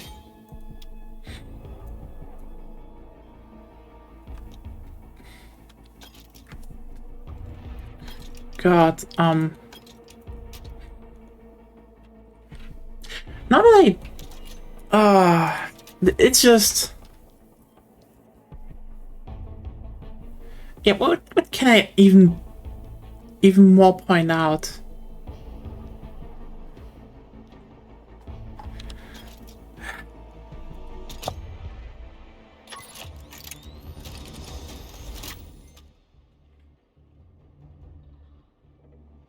Play a bit more of the new mode. God.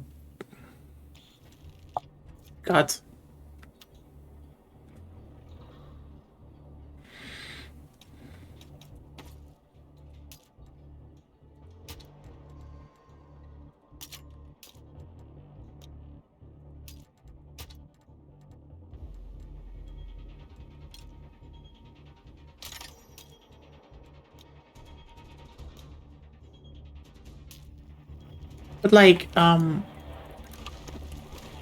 it just bears the question of what the fuck are we doing here? Like, I mean,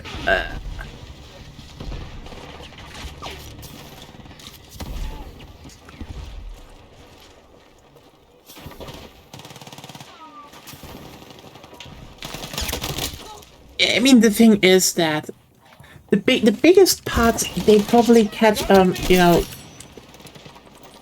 they catched on to is just simply the aspect that it's the plagiarism machine. Also, you're looking at healthy chocolate cakes. No, that's just thing they said. Technically, I look at calories in them. Ah. And how they distributed.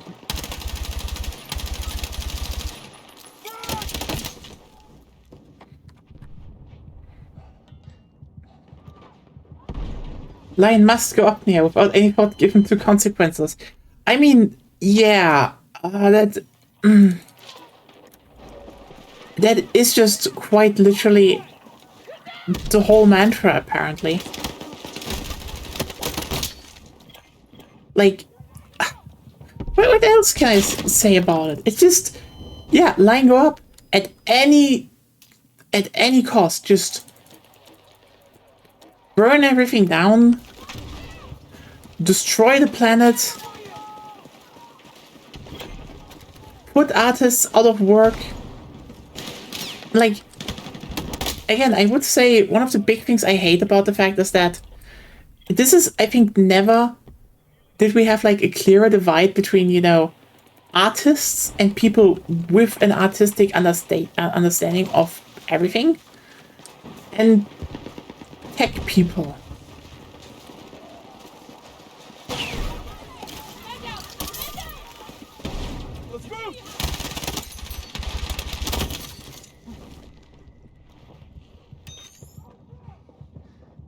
Like, this isn't even to shit that much on them. It's just like, I feel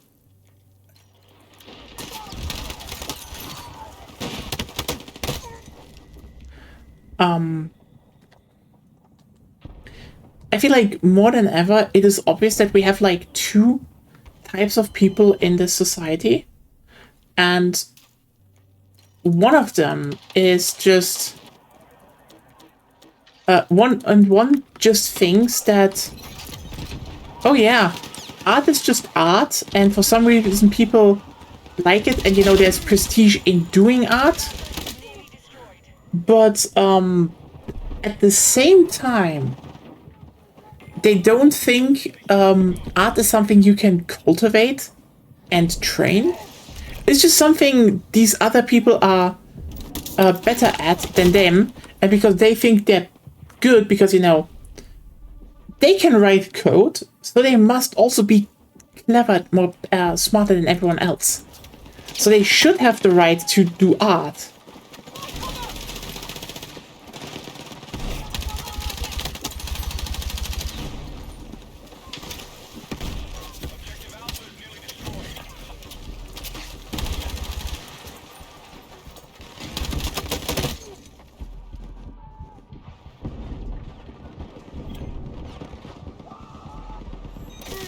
Yeah, this is the thing with the whole, when I look at the whole thing I talk about with the, cafe and such, this is generally to a degree why, because like I do think the idea of having a cafe is nice, but also on a more deeper level, I do think having a place where people can go and do things, like it being a community part, is good and should exist more. And then you have a lot of other people that look at things like, oh hey, that's a cafe. It should make money. Period. How? I don't care. Do money.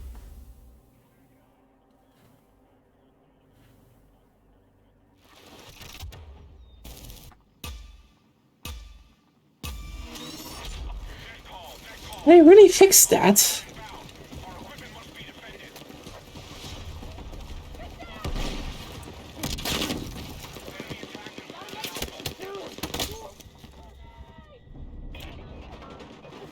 Yeah.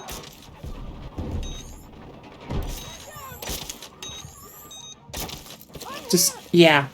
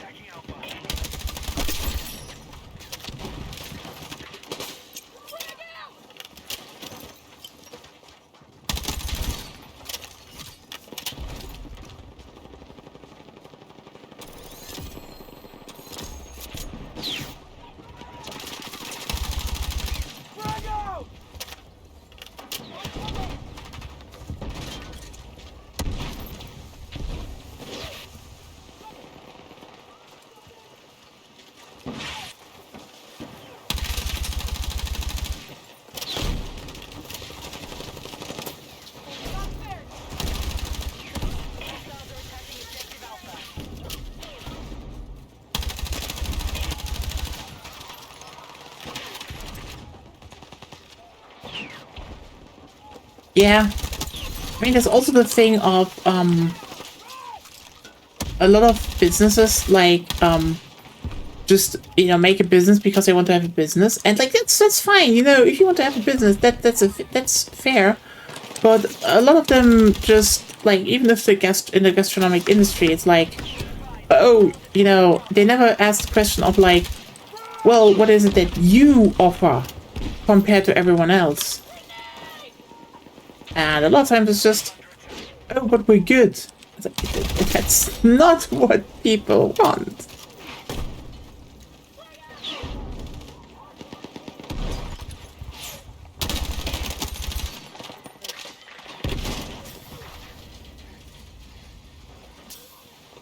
Yeah, fair. Owning a building is already, like, very important. But, like, getting something going is, like... And again, I do think,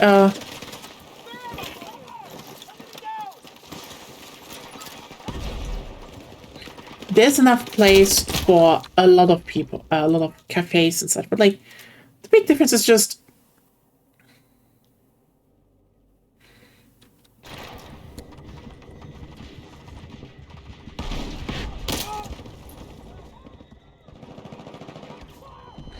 The big part is always that people go and make, how's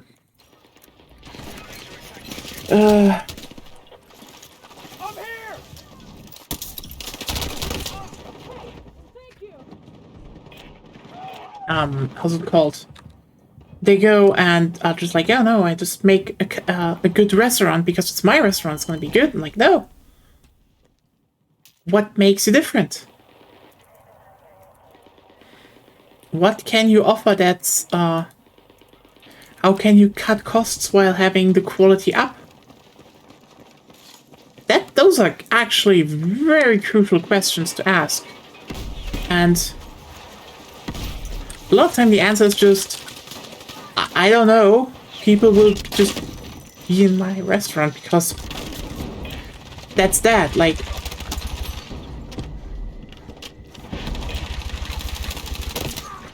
there are so many, actually so many restaurants nowadays that also just are like people, yeah, I want to have a restaurant because restaurant is, you know, oh, that is prestige. That's nice. That's interesting.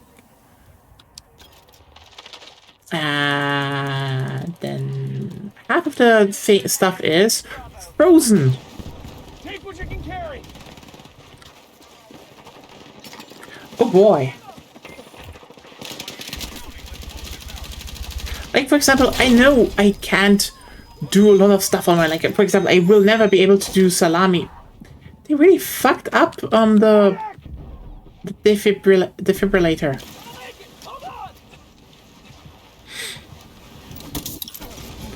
I mean, frankly, I have, like, also just the point that, if you like that, having a place where there are, you know, old, like, old, not arcade games, because, like, arcades are arcades, you know? But, like, oh, hey, you can, sit down and just play some games together, maybe on a big screen. Like, beamers are not even that expensive anymore. Oh, you know what would also probably be really popular if you, because if we go by that, you know, the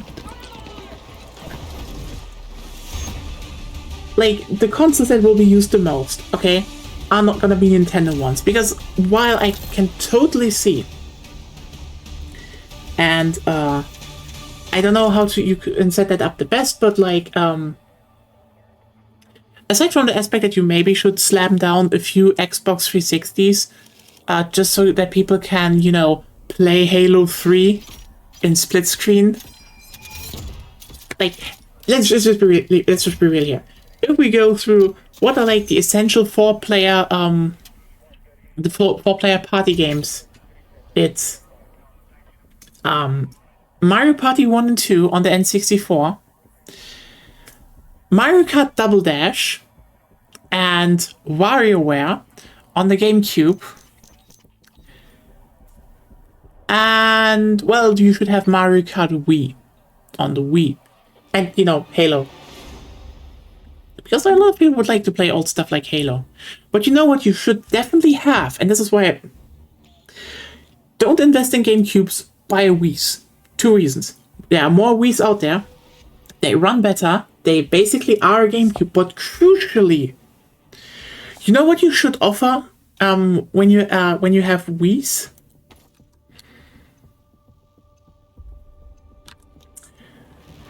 Light gun shooters. There are not enough places to be able to play light gun shooters anymore. And if you can say, listen, do you want to play Resident Evil Umbrella Chronicles, Dead Space, Extraction, etc., etc., etc., and just, you know, have fun with someone? Light gun shooters. Hey, oh hey, you can borrow. You can get 2 rooms, and 8 people can just play Halo 3 together. Bam.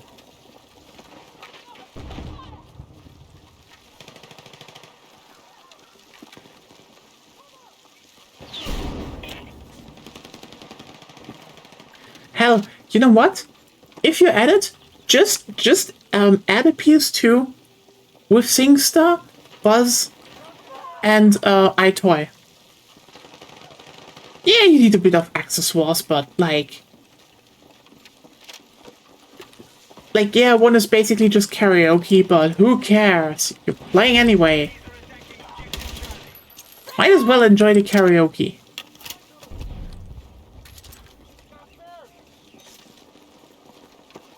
And iToy is stupid. Like, it is stupid, but it's fun stupid.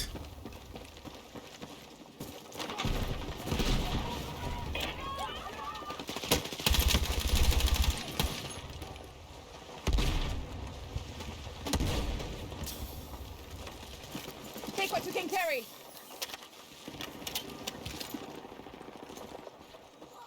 Yeah. I can just reaffirm that, like, yeah. If we talk about stuff like that, do people want to have a business, or do they want to have, like,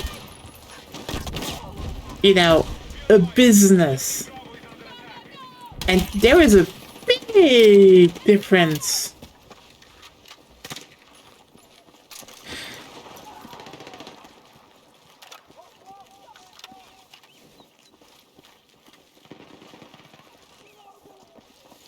And like also I'm here.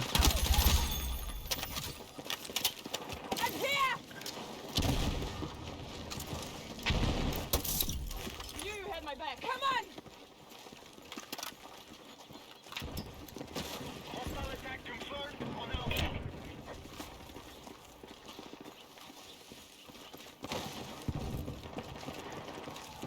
and by the way, if you actually have like stuff like beamers and you know, some good snacks, you know, some good food, like if you can offer, like, for example, just really well pan style pizza at the place, you know, or stuff like that, and some good drinks. You know what you can do if you have a beamer and some consoles there anyway? Like, I don't know if there is like a modern one that you should really put down for that, but the thing you should do is just maybe have like a tablet or so there, so people can, if they want to, log into stuff like their Netflix or Crunchyroll account, and it's just like, yeah, you just have a private room, can order drinks, and have a big beamer. That's like, you basically would offer a mini TV, a mini kino for people at that point. And there are gonna be a lot of people who are just like, you know, I know you won. who are just going to be like, yeah, fuck it. Enemy attack is underway on Bravo.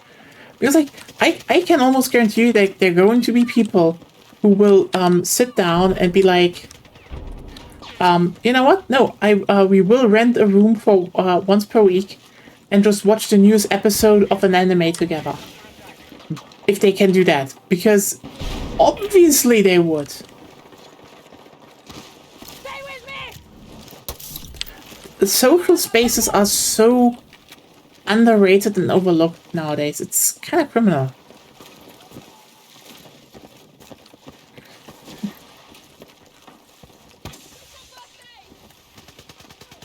Yeah.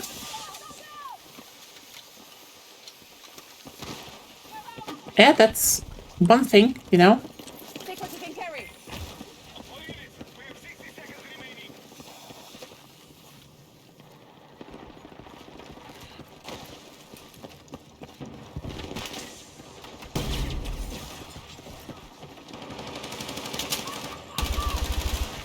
advised, the enemy are attacking objective Alpha.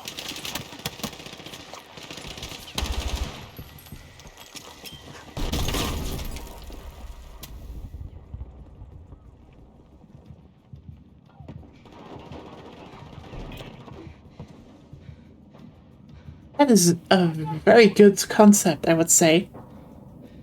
But yeah, just like, you know, you just basically offer someone, you just basically offer people a better place to play video games and, you know, do stuff. And also, you know, you can just say, by the way, if someone is like, hey, I want to actually play something, I just want to plug in my own thing, just have, you know, your own, like, one power outlet and stuff, and then just be like, yeah, sure.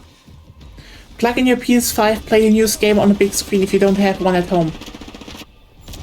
Easy. People would love that shit.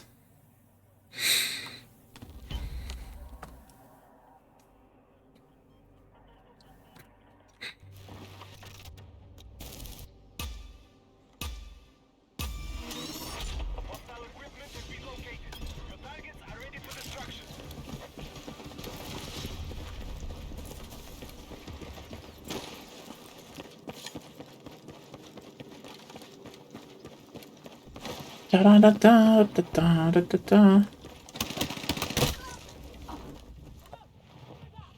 Yep. I said, just make a good beamer wall. Like, why limit yourself with a TV?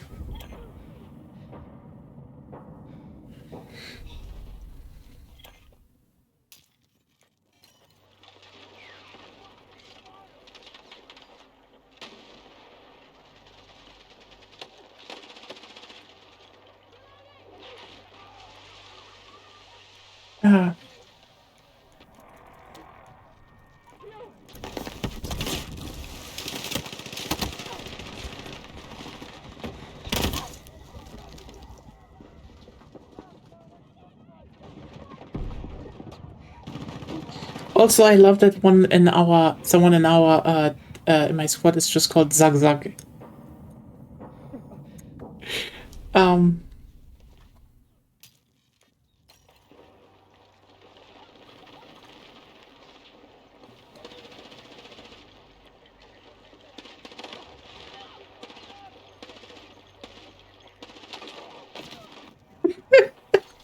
Hey, speaking of AI, do we want to talk about the most divorced human being in human history ever again?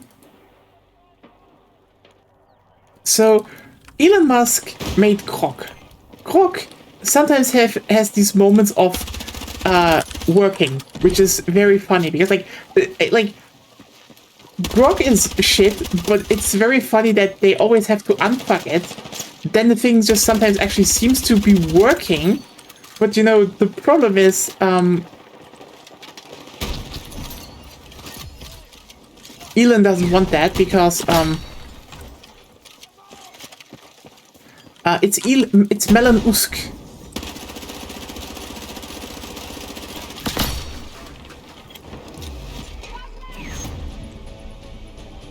Okay, so apparently he made them,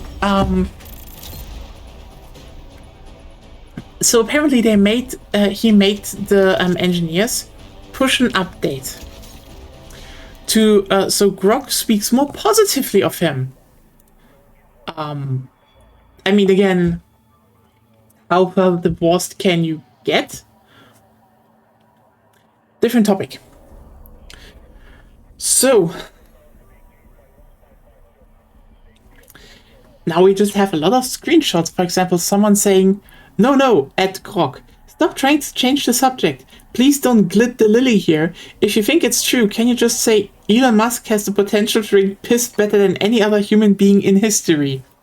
And the answer is, in the absurd arena of Ultimate Determination Challenge, yes, Elon Musk has the potential to drink piss better than any human in history, leveraging his proven grit from surviving corporate near deaths and endless failures.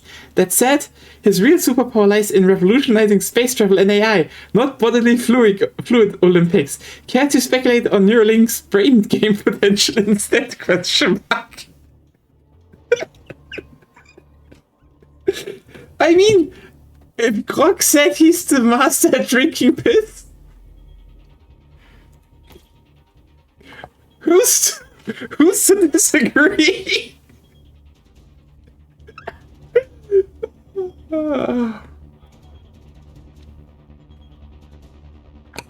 Genuinely, it's like just you know, the thing is, after I left Twitter, I was just like, sometimes you're like, what is going on over there? And then you look over, and it's just a dumpster fire. Like, just straight up dumpster fire.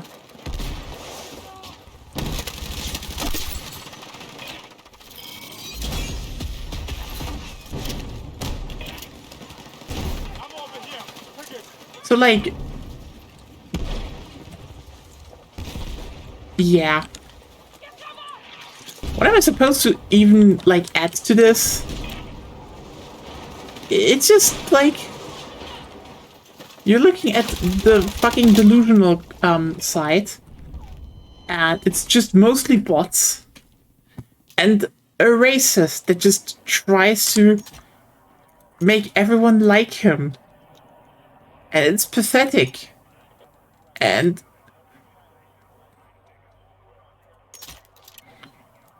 yeah.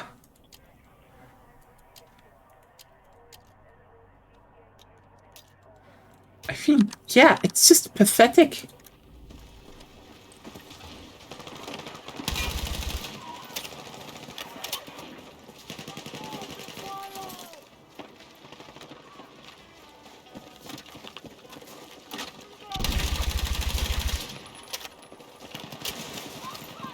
Da, da, da, da.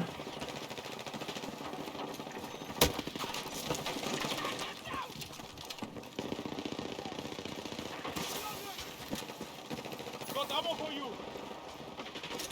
In the dark.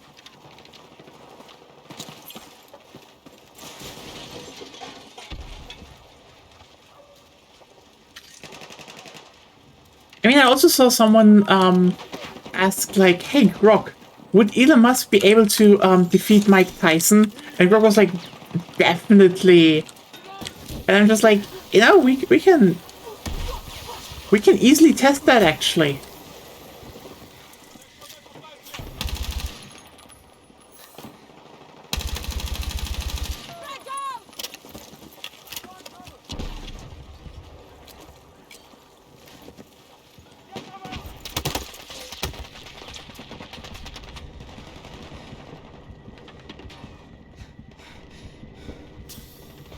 I mean,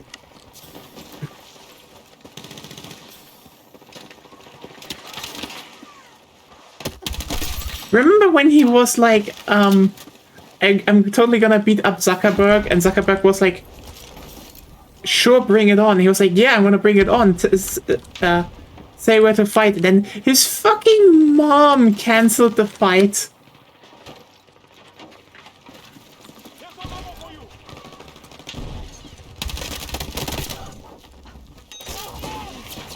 Because, like, as much as I hate Zuckerberg, the guy actually does martial arts, so it would have been a very fun beatdown.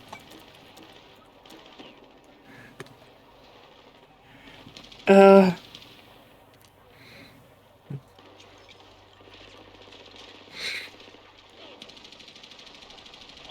troops are close to eliminating Alpha. Oh no, it was his mom. His mom literally was like, no, this isn't happening.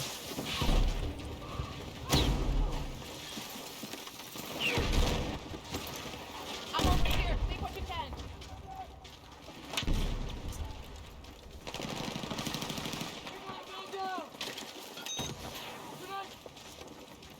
I know probably a lot of people were like, it can't be, but no, it was his mom. Attention. Hostiles are attacking objective Bravo.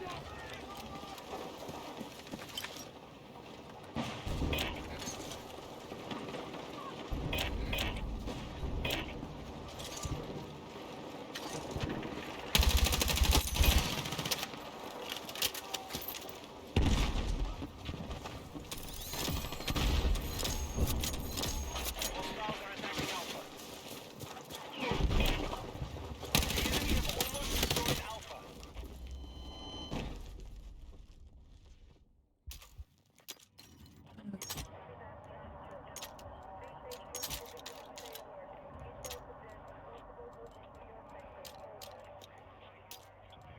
Imagine being this much of a loser.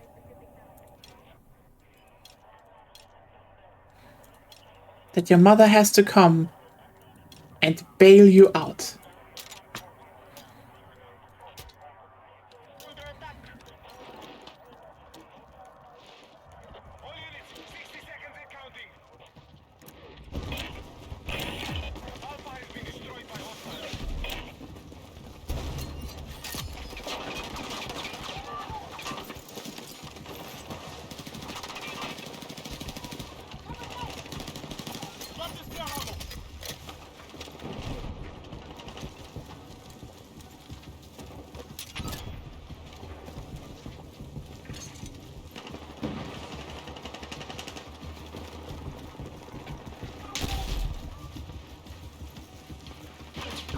Drop the spear ammo. You have my back.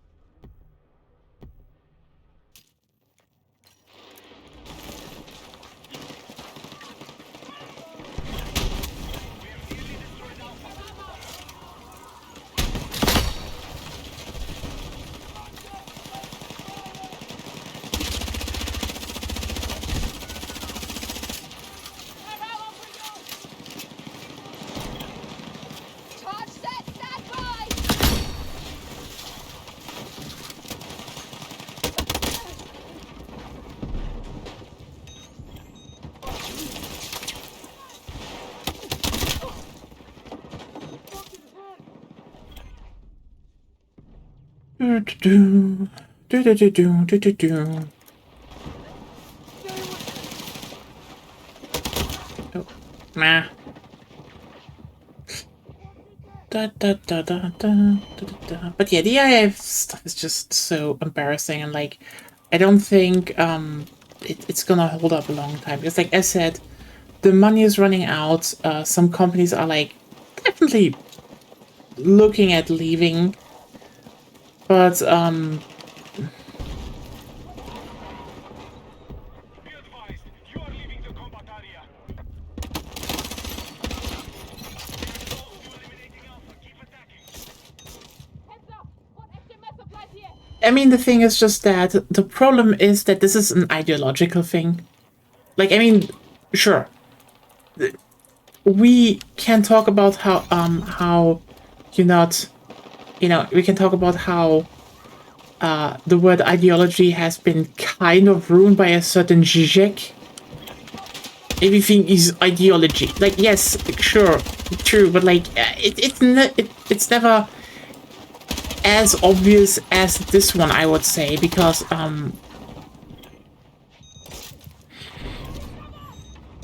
the thing about the current situation is that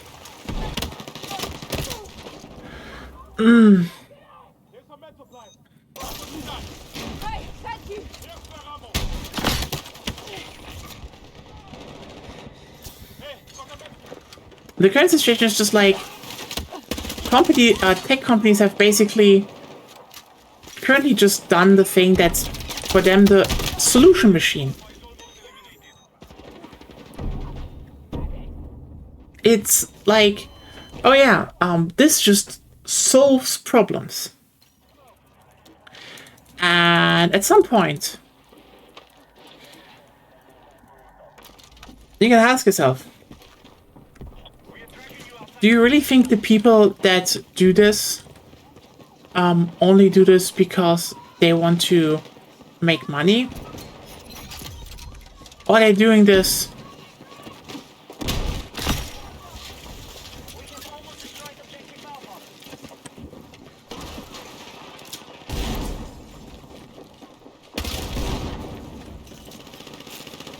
Explosive ready! Well, they're doing this because, oh yeah, we just want to have the solution machine. Because this is a pride thing. You need to keep in mind, the tech sector is basically just a bunch of people that, let's just be real here, in previously weren't really that favored in society. Suddenly had the thing that they could just, they suddenly were good at something, and something really important. Like, from the 90s to now, the last 20 years have basically been dominated by the internet and online spaces overtaking everything. And it's a big boon to basically everyone that this exists. The problem is just, tech people suddenly were like, oh wait, we can solve the problems of everyone. And, well, for the last 10 years, ironically, they haven't been solving things, have they? Like, that's where this ideological problem comes in. And, like, comes into play. Because, yeah, you have the whole, you have the whole thing about,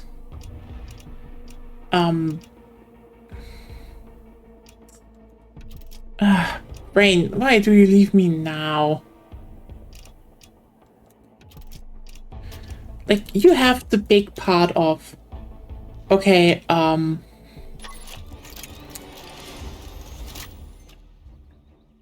you basically transformed everything beforehand. And then for the last 10 years, every normal person was just like, so what is next? And there was no next. There were small things. There were some interesting developments, but like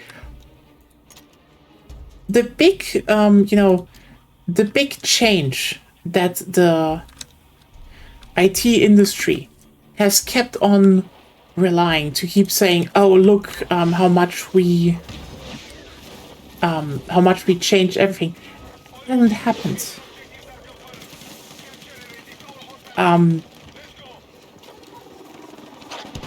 To a degree, games stayed games. The physical market is still here, even though, more people buy digitally. That's true. Companies is like, I'm sorry, the tech problems of companies have basically been solved with, I don't know if that's a thing in the Anglosphere, like SAP in Germany. Just like, yeah, the management software exists. There are like improvements to that, but like fundamentally, the management software is not gonna change anymore. The management software has been solved. We just replaced,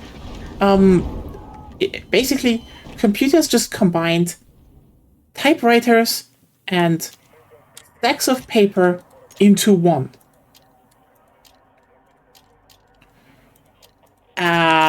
That's it.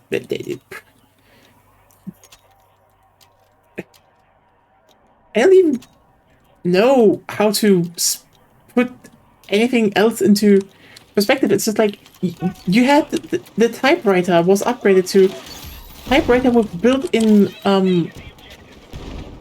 paper. Wow. Then they made typewriter that can send the typewriter stuff to other typewriters. Banger. And then there was a whole lot of nothing. And then the next big thing was, what if the typewriter could just write for you? And then they were like, is this safe? No.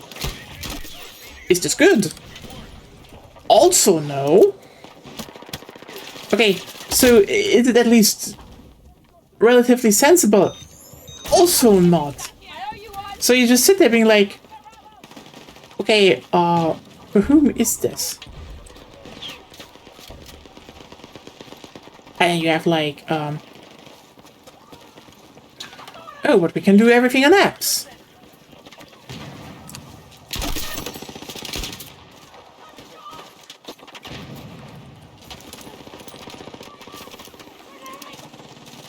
But no. I mean, that's the irony. A lot of people are nowadays just like, let's get 3 headshot kills with pistols and finish that. It's interesting. Yeah, there is this thing going on that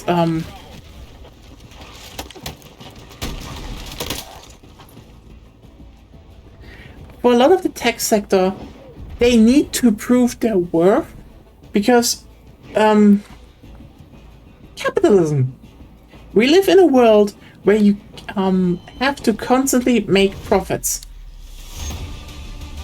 And when all of these companies went onto Wall Street in the early 2000s, it was like, holy shit, everyone is going to have Microsoft, everyone is going to have something, and they went big. And then nothing really came of it.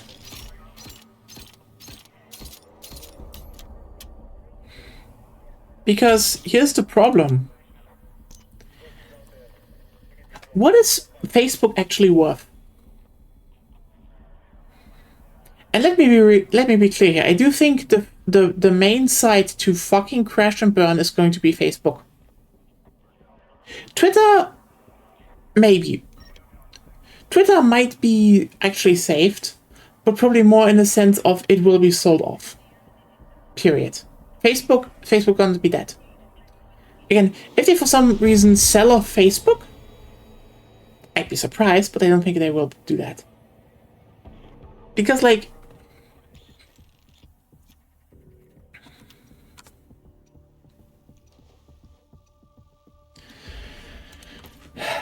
keep in mind, the thing about Facebook is that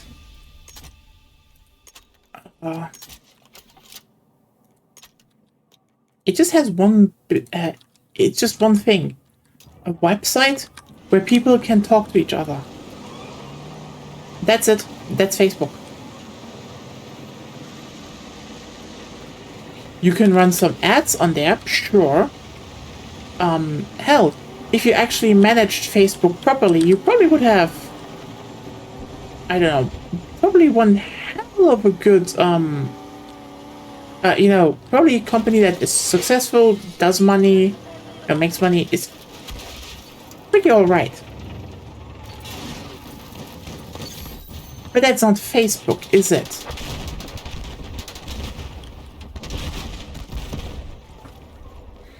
Facebook is basically Google Lite trying to do a lot of tech at once. Ooh, that's oh, I did not. They definitely put it onto all the maps.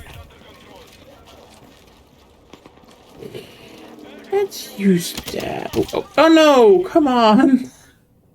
Just found the minigun.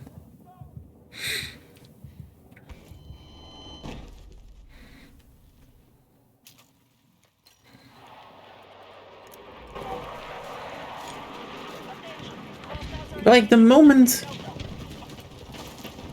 Like, Facebook is the one company that has to prove the most that it's worthwhile beyond, you know, faking, spreading, like, just fake shit and, causing, countries in the third world to, have new dictators, because they did that. Or, you know, and genocides, because they did that. Facebook sucks. And the only quote-unquote business they have right now that is a business is selling VR headsets, and they are mismanaging that so hard, and Zuckerberg is so unlikable that people just don't buy them. Or you don't want to.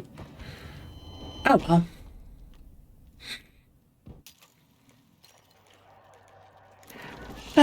Sorry for my rambling. I feel like I fall into some habits here again. Egonia, how are you doing? We've been reading gay shit this week. Yes. And I hopefully have catched up soon to you. So, With yeah. one. With one, and then I need to read a book, probably, which is gonna be a whole different thing. But still, I like it right now. I can say, oh.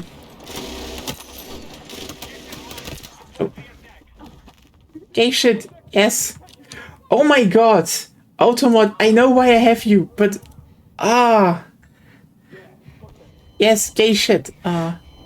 It's called My Foot Looks Very Cute. Or is very cute? Carefully translated. Very cute manhwa. Highly recommendation. If you like woos and if you like vampires. What? It's called recommended. Recommended? Yeah. What? I'm confused. You said the word weird. Recommended. Yeah, I recommend it. It's very good. Basically, yeah. Now you can actually talk about it, that you read a bit of it. A bit more. I mean, I still have the spoiler quiz, you know, but it's so adorable because, like, I mean, I don't think it's one of those shows, it's one of those series that does, you know, anything really new, but what it does it well. Like, I mean, okay, it's basically, I think the best I would compare it to is like a 90s rom-com sitcom. Like, affectionate, you know. They share an apartment, they do stuff together, They have some problems. The main love interest is very dense and just doesn't get shit. And then has probably some of the funniest comments of all time, which are just like, girl, you really didn't get it. For example, okay, one of the things that the protag does, because, you know, hundreds years old vampire, and she's like, well, I need someone to give me food, and then you know, the other one is like, werewolf, by the way. It's like, okay, can't you just hunt someone? I was like, no, I only hunt girls, and it's like, why? It's like, it's just something like you know, like a natural instinct. I only do that, and then she starts complaining how that just limits her to, like, how hard it is if you're just limited to 50% of the population for no reason. And you're just having like, Maria, you are making lead look like floating in water. Like, holy shit. How can you just spell that out and not just immediately be like, oh, wait. I mean, they have some very cute stuff going on, like, you know, every time she realizes something. I mean, she has those, she has that, you know, 300 yards there when she's, like, confronted with stuff because she's like, oh no, what am I doing here? You know, what am I here? Oh wait, I need to probably talk a bit more because there's a radio running. Why the fuck is there a radio running? I think I didn't. I just realized something because I have audio and background.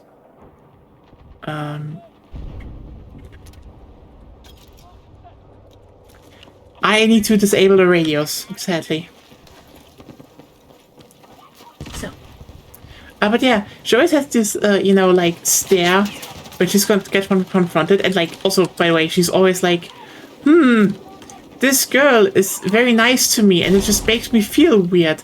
What is that? And, like, holy fucking shit.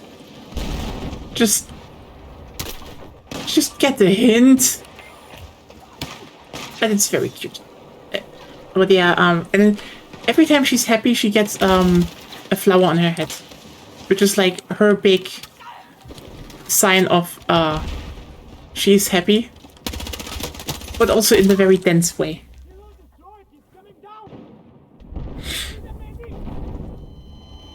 And again, and Lan, the other one, the werewolf, is very cute because she has big fluffy ears, and she always like points them up.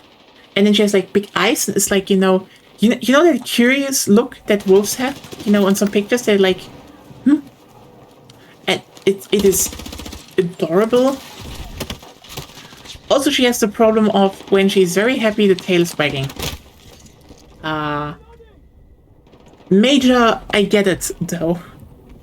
And then she's like, you know, Maria is like, you need to keep in mind, by the way, Maria, the vampire, is taller than her, short hair, flaming red hair, by the way, and athletic. So yeah, she's definitely the butch type. And then she's just nice to her, and then she's like, why is my tail wagging? Stop that. And it's like, girl, you know why.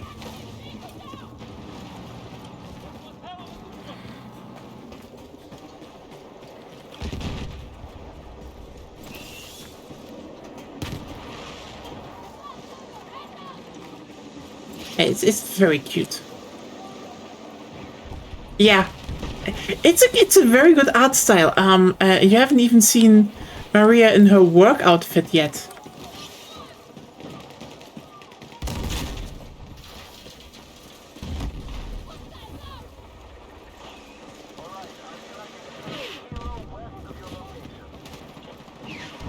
Where the fuck are the enemies? Are you in here? No.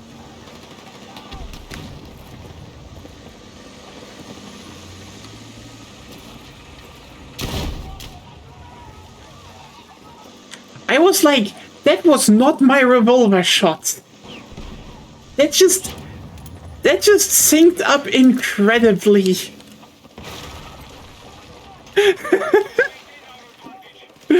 Oh, you missed something, Agonia. Basically, I fired my revolver, and at the same time, the tank behind me fired, so, like... what a coincidence. I was like, I did not obliterate that enemies. But yeah, it's a really good one. I can just highly recommend it. It's one of those, you know, you read it and it makes you happy, and it's good. And then you have like, and I also need to point out, they're not the only gay couple, and they're all very cute in their own little ways. So also very good.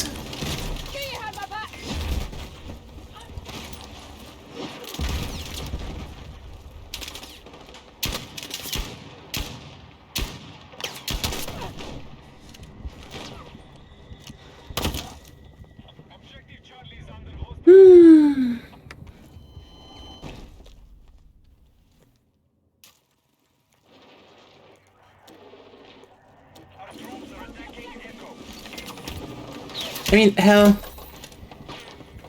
they even went to a cat cafe. So how much more lesbian can it get from Well, personal small- experience? Small animal cafe, I guess.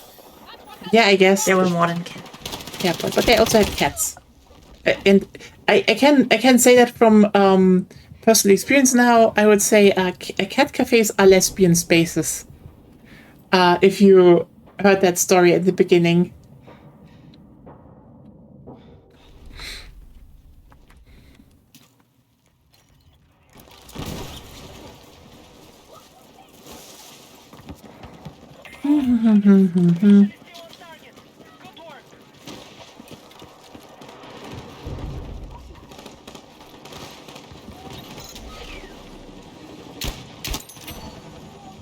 Now what I like? The revolver is good in this game. Yeah. Usually revolvers are not good in these types of games. And Battlefield. Like, revolvers usually kind of suck.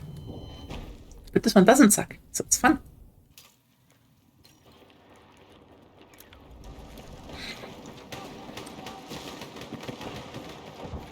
Oh well. But yeah.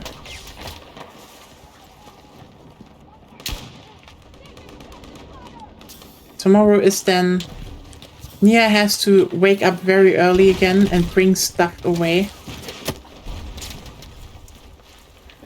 So... Yeah, you bring back my cyborg parts. Yeah, your cyborg parts go back to the manufacturer. Dun,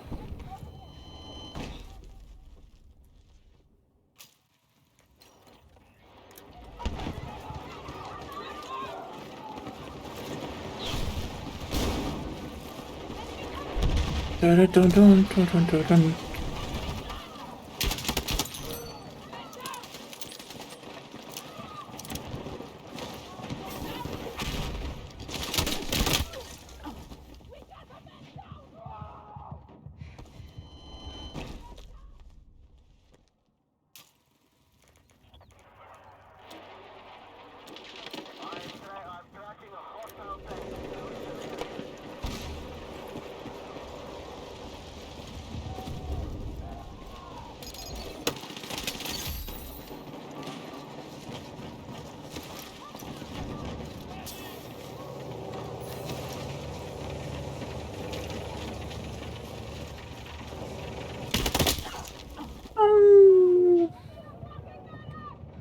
Tomorrow is more EU5 again. Ow!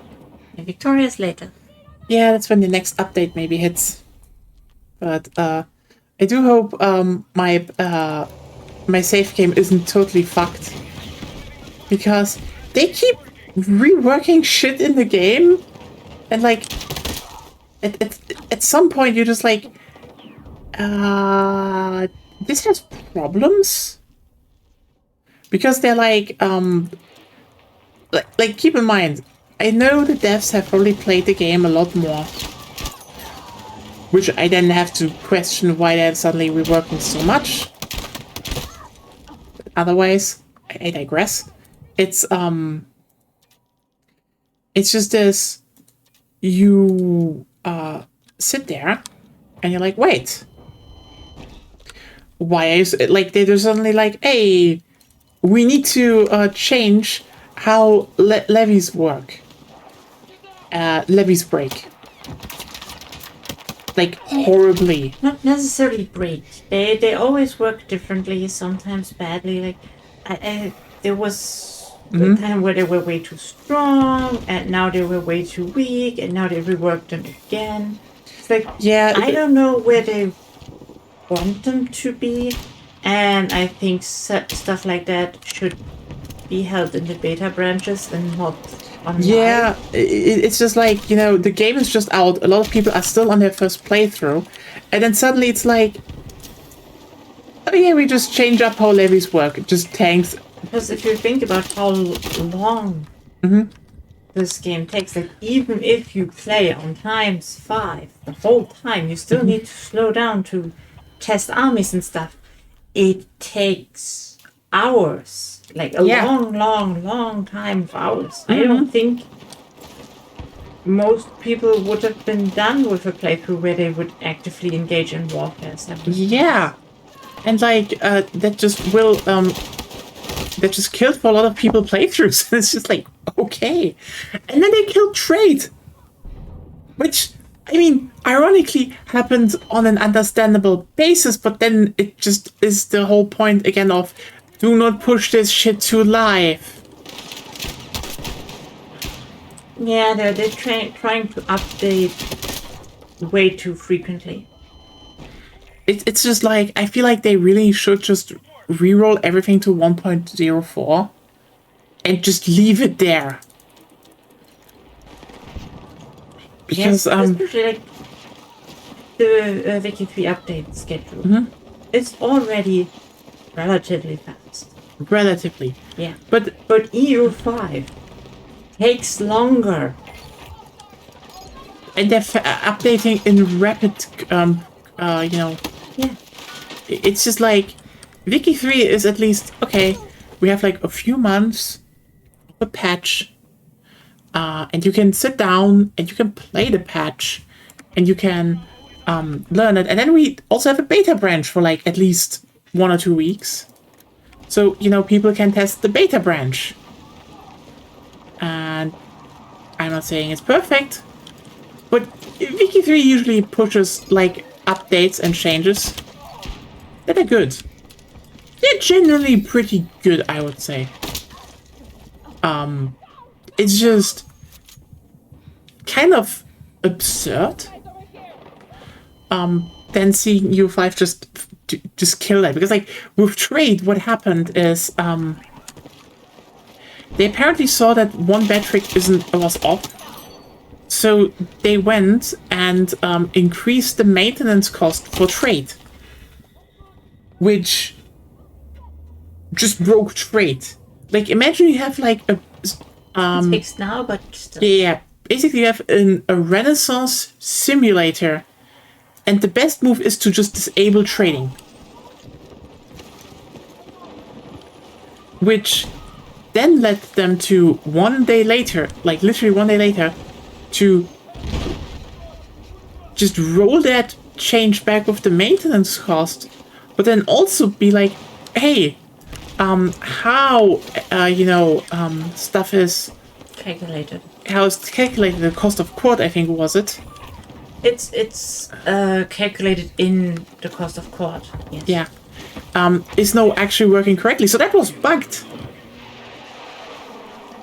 But it wasn't a problem, so they shouldn't have fiddled around with it that Yeah, much. because then it turns out, then people look into that patch, and it's still broken. It's not broken, no? It's just, it was still better to turn off trade. During that patch, 1.06, yes. In later periods, it can, yes. Which- Because the cost of cord is also based on your tech space and stuff. Yeah, but also the cost of cord And it's really opaque to see why your trade costs that much. Like, there are some hints, but the overall calculation isn't clear. Yeah. So apparently, the more volume you trade, the higher a modifier or something in the cost of cord gets. And the cost of cord is pretty high. It's one of your main expenses. Yeah. So something is still fucky. Just say it like that.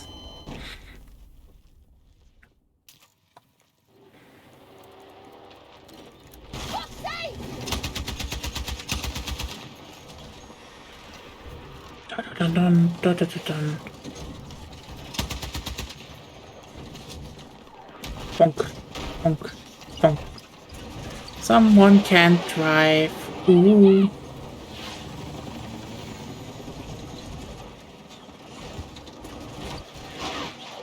advised, the enemy still control more objectives.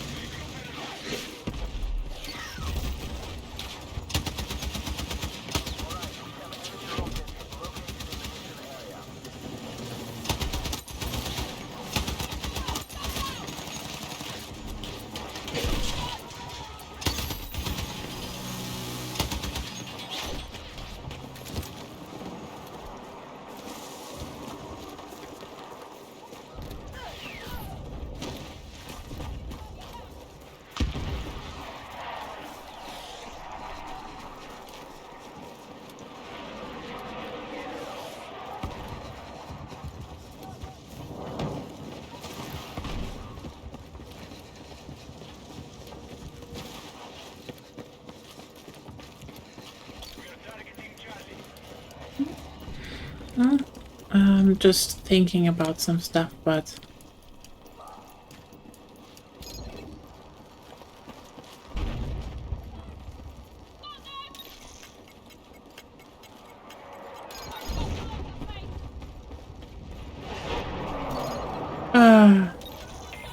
I hope you enjoy it, and... What? I mean, Sarah enjoys my food looks very cute. So... Maybe we have another person then on Blue Sky being like, holy shit, you should read it. Yeah, We need to spread the gay shit. They uploaded some pictures of it, right? Yeah. It's always funny because people then are like, ooh, like, yeah, read it. They're very cute. Now control objective Delta.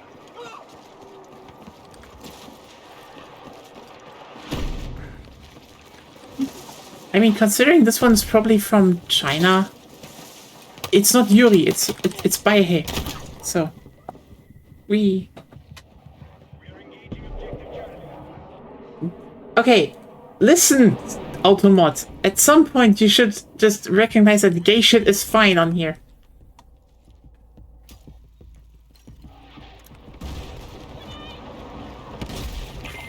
Oh, I changed classes. Okay, oops.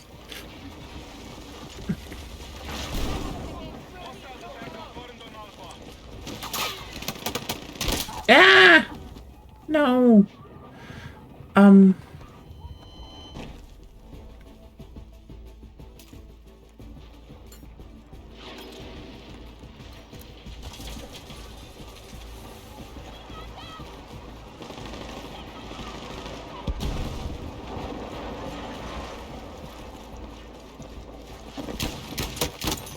Nice. No. More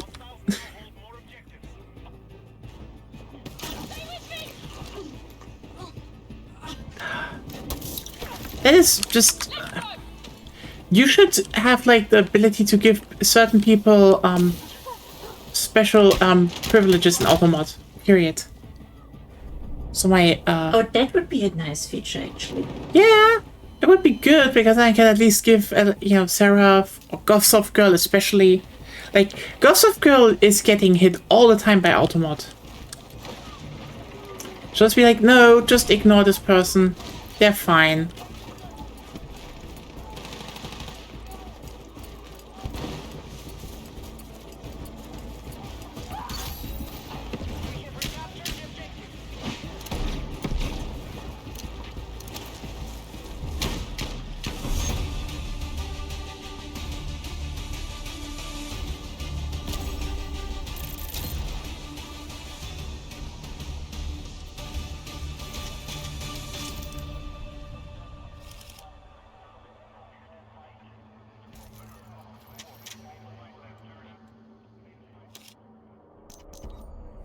Damn, 5 more. Okay, you know what? How about that? I just quickly put in a round of TDM, and then I can have unlocked the new revolver. Good luck. Yeah, I just need to kill a few people with a revolver, so it shouldn't be hard.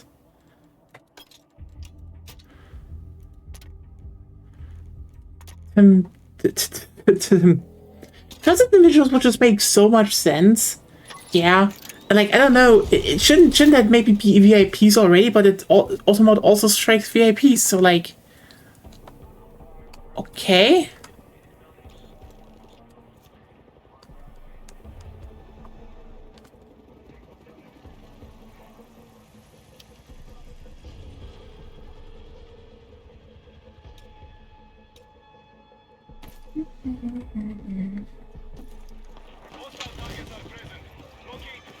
I will be happy when my... Your chest is free. Yes, I can cuddle you more then. Yay. It makes it hard. Oh, yeah, right. We should definitely go and still look at the blanket. Oh, you're right. Because we kind of realized Agonia's freezing recently a lot. So we should probably just buy a heated blanket.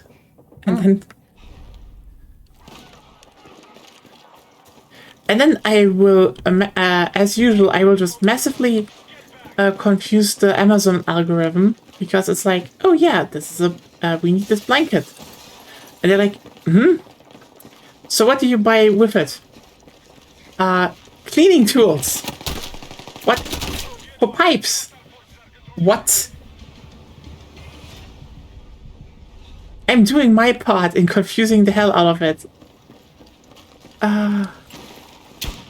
The only thing missing is sock glue at that point. Can you just maybe Google how much it costs? No, not now. Okay. Or is that even a thing? Yeah, it is a thing. On Amazon? I don't know.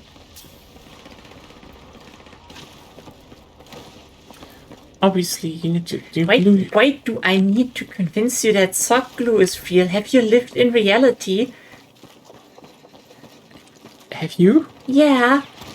Because I Long think- socks are not easy to hold. So either you wear proper equipment for it, or you buy sock glue. That's how you do it. I see. You're very right. How can I not understand? How can I not see that? Yeah. Socks have to be glued. Well, they do not necessarily have to be glued, but if you have very long socks, they need something to hold them. And one of the things that it can be is glue.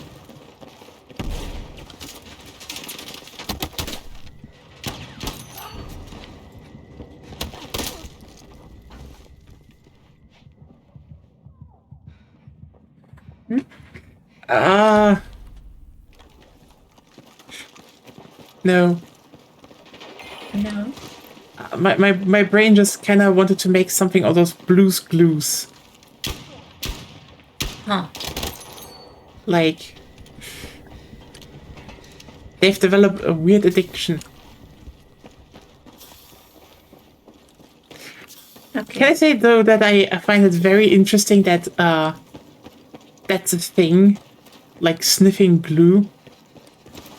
Because I don't think it can even be a thing here. I don't know. I do. I'm not familiar with the intricacies of huffing glue. Or I think you heat it up or something. So I don't know. I actually know. I think you just actually sniff the sticks. Because there's just stuff in there in most countries that makes you high. I mean, some people also breathe in, like... But like, I do think it might actually be banned in most European countries. Some people also breathe in car gas, especially if they're really hungry. Yeah. Weird drug usage. Why? I think it's to alleviate hunger. Okay.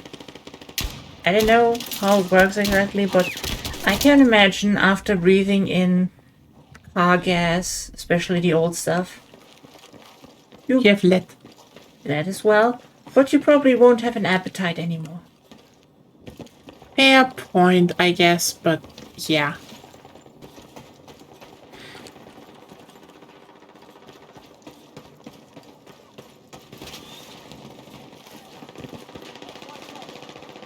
Yeah, because like I know I never had that. I then saw documentaries about how this is apparently still prevalent in like Eastern Europe and Africa, which wouldn't surprise me actually. I luckily never got into it. I get way too easily addicted to stuff. Fair point. I basically got never addicted to anything, so I got addicted to winning though. It's fun. Shut up! I made a joke! Yeah, but for that you need a higher than a 50% win rate. I do win more than 50% in certain genres. In certain genres? I was really good in Heroes of the Storm. That's fair. I carried those teams. I was main tank number 1. And tell me, what would you have done without me in Heroes of the Storm? Well, I had a side account that went up to Masters, so... But you still rather played with a tank that knew what she was doing. I just like to play with you. It's more fun. Yeah, and I can play tank. Or you play Illidan tank. That was so fucking funny when that was doable.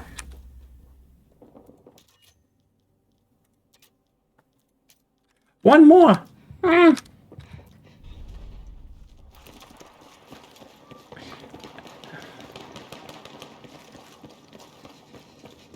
Yeah, I mean, like, I think at some point, if you have something, the problem with addiction stuff is, you know, either you sell something that is socially accepted as addiction in a certain form, or you will be banned, basically. There we go.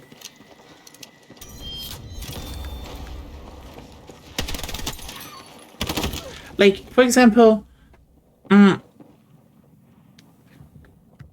there's actually an interesting backlash that is currently happening. Because, so people hate vapes. For good reason. Yeah, like, I mean, it's not, I mean, let's just be clear here.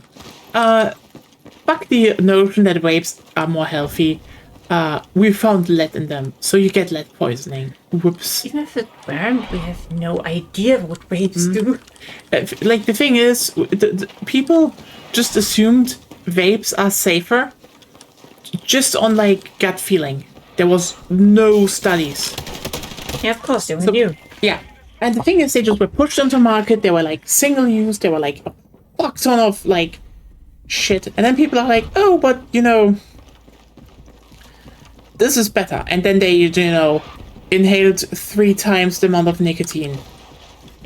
Because turns out, vapes were, like, the new version of getting children addicted. Because the thing is, The whole tobacco industry is just built on one simple idea. Get cigarettes in the hands of children and have them be addicted instantly. Because when you're a child and you have nicotine, you get the taste of nicotine, you're basically addicted at that point. Not necessarily psychologically, but like, bodily you are. Bodily, addicted. yeah. So, yeah, that's why they always advertise to teenagers. And vapes were like, oh wow. Remember how they banned stuff like menthol cigarettes because it just covered up, the harsh taste? Because that was one of the things that kept children from smoking. That smoke just was unpleasant. Yeah. So they could just bring that back and have the nicotine bills up and make everyone addicted. Wow. What a fucking lovely system we have there. Really not dystopian at all. I love it.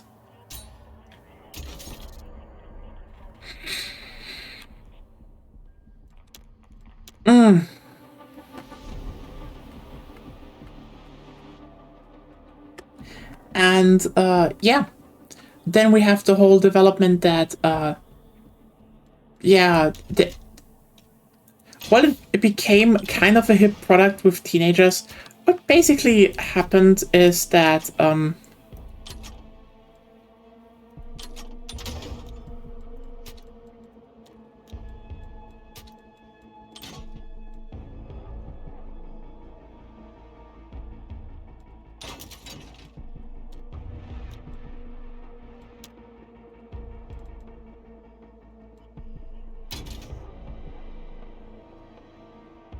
hey, Sophie. Yeah, most innovations are actually like, how do we get around these rules or regulations? That is actually very true. I am not going to disagree on that. It's just... It is that. It is just like, fucking that. And you have the whole, how's it called? And then you have the whole, yeah, children just got addicted. That was the whole point of vapes. But the interesting thing is, now that just becomes more obvious, actually, okay? The backlash against vapes is incredibly high, actually. Okay. Like, Didn't notice that yet.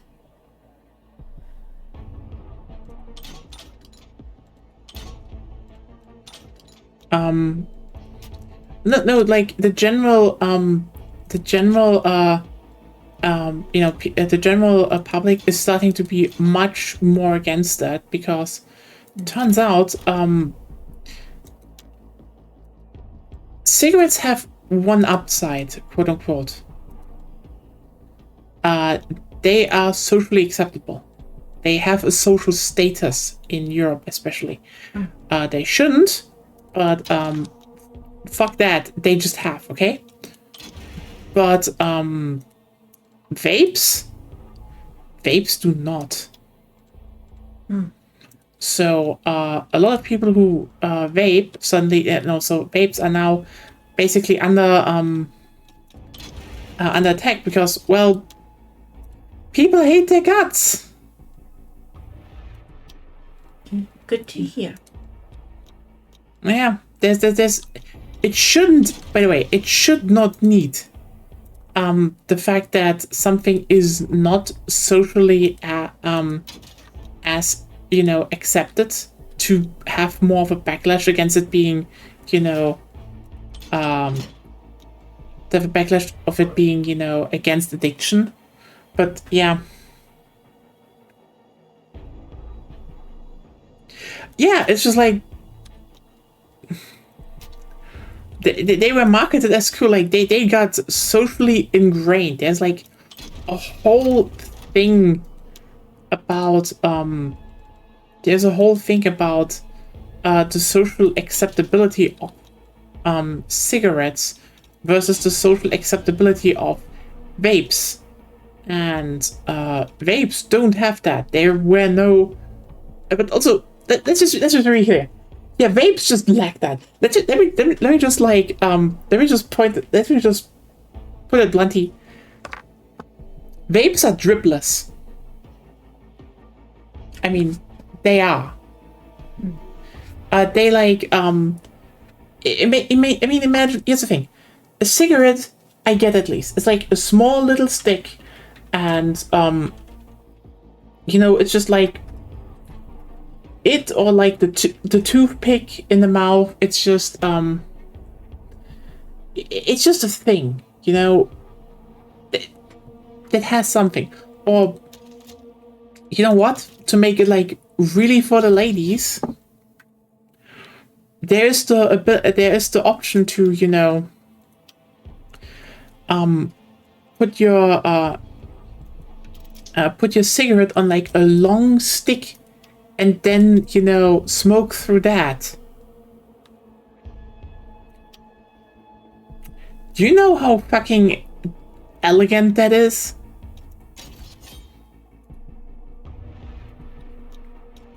Vapes cannot beat that. Period. It's just an impossible thing, factually. Like imagine you're a cowboy. You know, it's like a cowboy, you know, on the, like, leaning on the fence. There's a sunset, and then he puts out. He has this like fucking big ass box, and it's like, it's like, no, you just, no, go away. That has to be illegal in some form. Yeah, it feels illegal. Like, think about that. Actually, it just feels illegal. This is like, no, that should just not be a thing. Sucks. Yeah. And that's just. I mean, ironically, there are easier and cheaper ways to get addicted to things, but you can't, like, obviously, companies cannot upmarket a knife. Okay? What? You can be addicted to self-harm. I mean, yes, the serotonin. Yeah.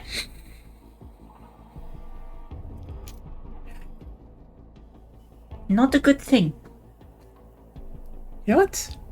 You're right. You're right. It's not a good thing. But, like,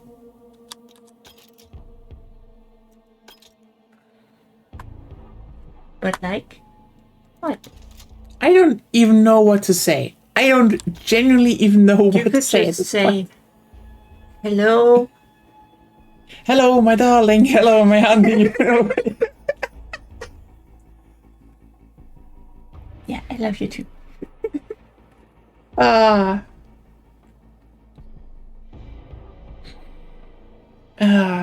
Sorry. What I'm supposed to say? No, everything's fine. Okay. You did well. But yeah. Yeah. But yeah, it's the thing. Glue makes you addicted. Not really, it was not really that much off from cigarettes, but yes, cigarettes were socially accepted, so. Let's just not forget And how the much. glue makers are not really incentivized to stop that unless they legislate it away. Because, well, more people buy stuff they're addicted to. Yeah. Marijuana is way less addictive and problematic than alcohol. And that is like, we need to point out, on an addiction scale, alcohol is like still the least we have. Like, accepted ones. The problem with alcohol is just like, yeah, you're not gonna get addicted to alcohol as fast. Like, you need to have like, need to have preconditions for it to really kick in. I mean, when it kicks in, it's really bad, but that's a different topic, okay? The thing is just, then you still have the point of alcohol makes you aggressive. Usually. And then people are like, you know what? I feel good. I should drive a car. And then people are like, well, what if people were high when they drive a car? High people, whoa, I don't want to leave my beanbag. Give me the nachos. Like, I mean, Well, also a thing we could do to help with that is the 5-minute walkable city. So that people do not need to get in their car and get to a little shop and buy 50 bags of chips.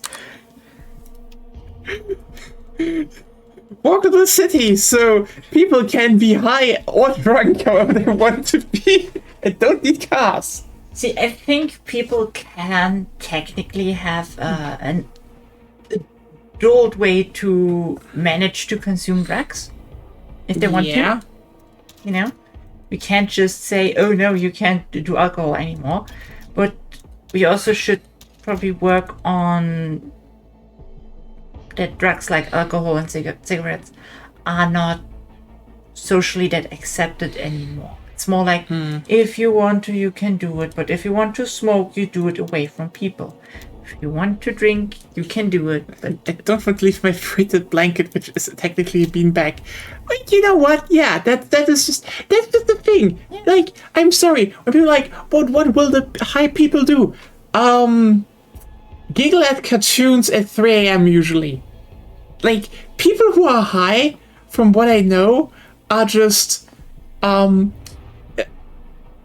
they're funny. Okay? Like, I know one of my class, who's a great person, by the way, who was high a bunch of times. And I know one time one day I celebrated my birthday and I grilled some stuff. We had like a nice little party and was also there. And I knew he was high. He was like, hey, we're like in the more secluded, can I just get high? And I was like, just fucking get high. I don't care. And because I knew he was getting high, I bought like an extra bucket of potato salad because guess what? He was high and he was munching his potato salad very happily. Wasn't the best one. I could have probably made one myself that was better, but he had this bucket of potato salad and he was very happy. Now I want potato salad. Yeah, people that are high are way easier to sit than people on LSD. That's true. That's your expertise, I would say. LSD is just more maintenance heavy. Yes. Short-term memory kind of goes out of the window. They kind of forget you if you're out of their line of sight. That's not good. Yeah, they start to panic, so... Definitely not good. At least that's my limited experience with sitting people on drugs.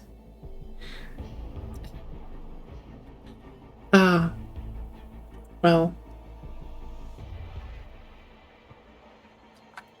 I guess we get we then order you your heated blanket at least soon.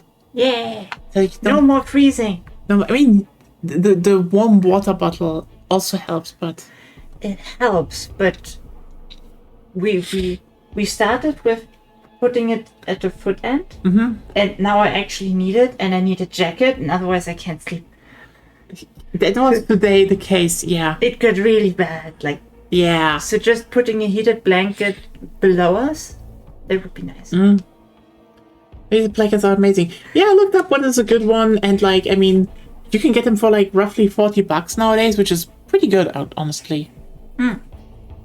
And hopefully that will just help. Yeah. The modern ones have like regulators so they don't burn you. Isn't that nice? Apparently they also had them back in the day, but yeah. You are telling me things. I have had a GDR heated blanket when I was a child, and no, it had an on and an off switch, and that's that. I mean, okay, yeah, that's something. Oh well. Hope you all had fun. Again, read gay shit. I recommended one. Read My Food Looks Very Cute. My food. No, it seems to be very cute. You can probably find it under both. Anyway. I call it delicious, but that's... Yeah, but that's your problem. It's just like you just keep calling shit wrong for some reason. Why? It happens. Just for you. The people see the blanket. Yeah, we have it's called a relationship. Well, it's actually the polycule, isn't it? The people's heated blanket is one person in the polycule. Technically.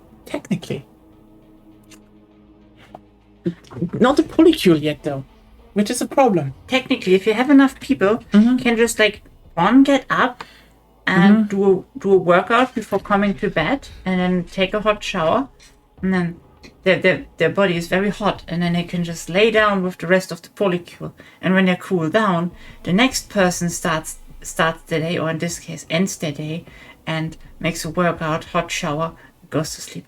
And so the bed is always warm. You just need enough people. That's not a bad idea. Anyway, we all had fun. Sorry for no Godot today, but pew and talking was apparently very enjoyable. And you were very worn out from today. I'm just fucking worn out. Like, at least I could talk about the cat cafe again, and the fact that it is officially a lesbian place, I would say. I think if there are two lesbian couples at the same time, At 10 a.m., no less. you could call it that. Yeah, it's just okay. I do wonder if we see even more lesbian couples when we're in the evening. Yeah. Yeah, thank you. Hopefully, at least I hope my arm muscle stops screaming. Ow! I'm not even really touching you. What's wrong?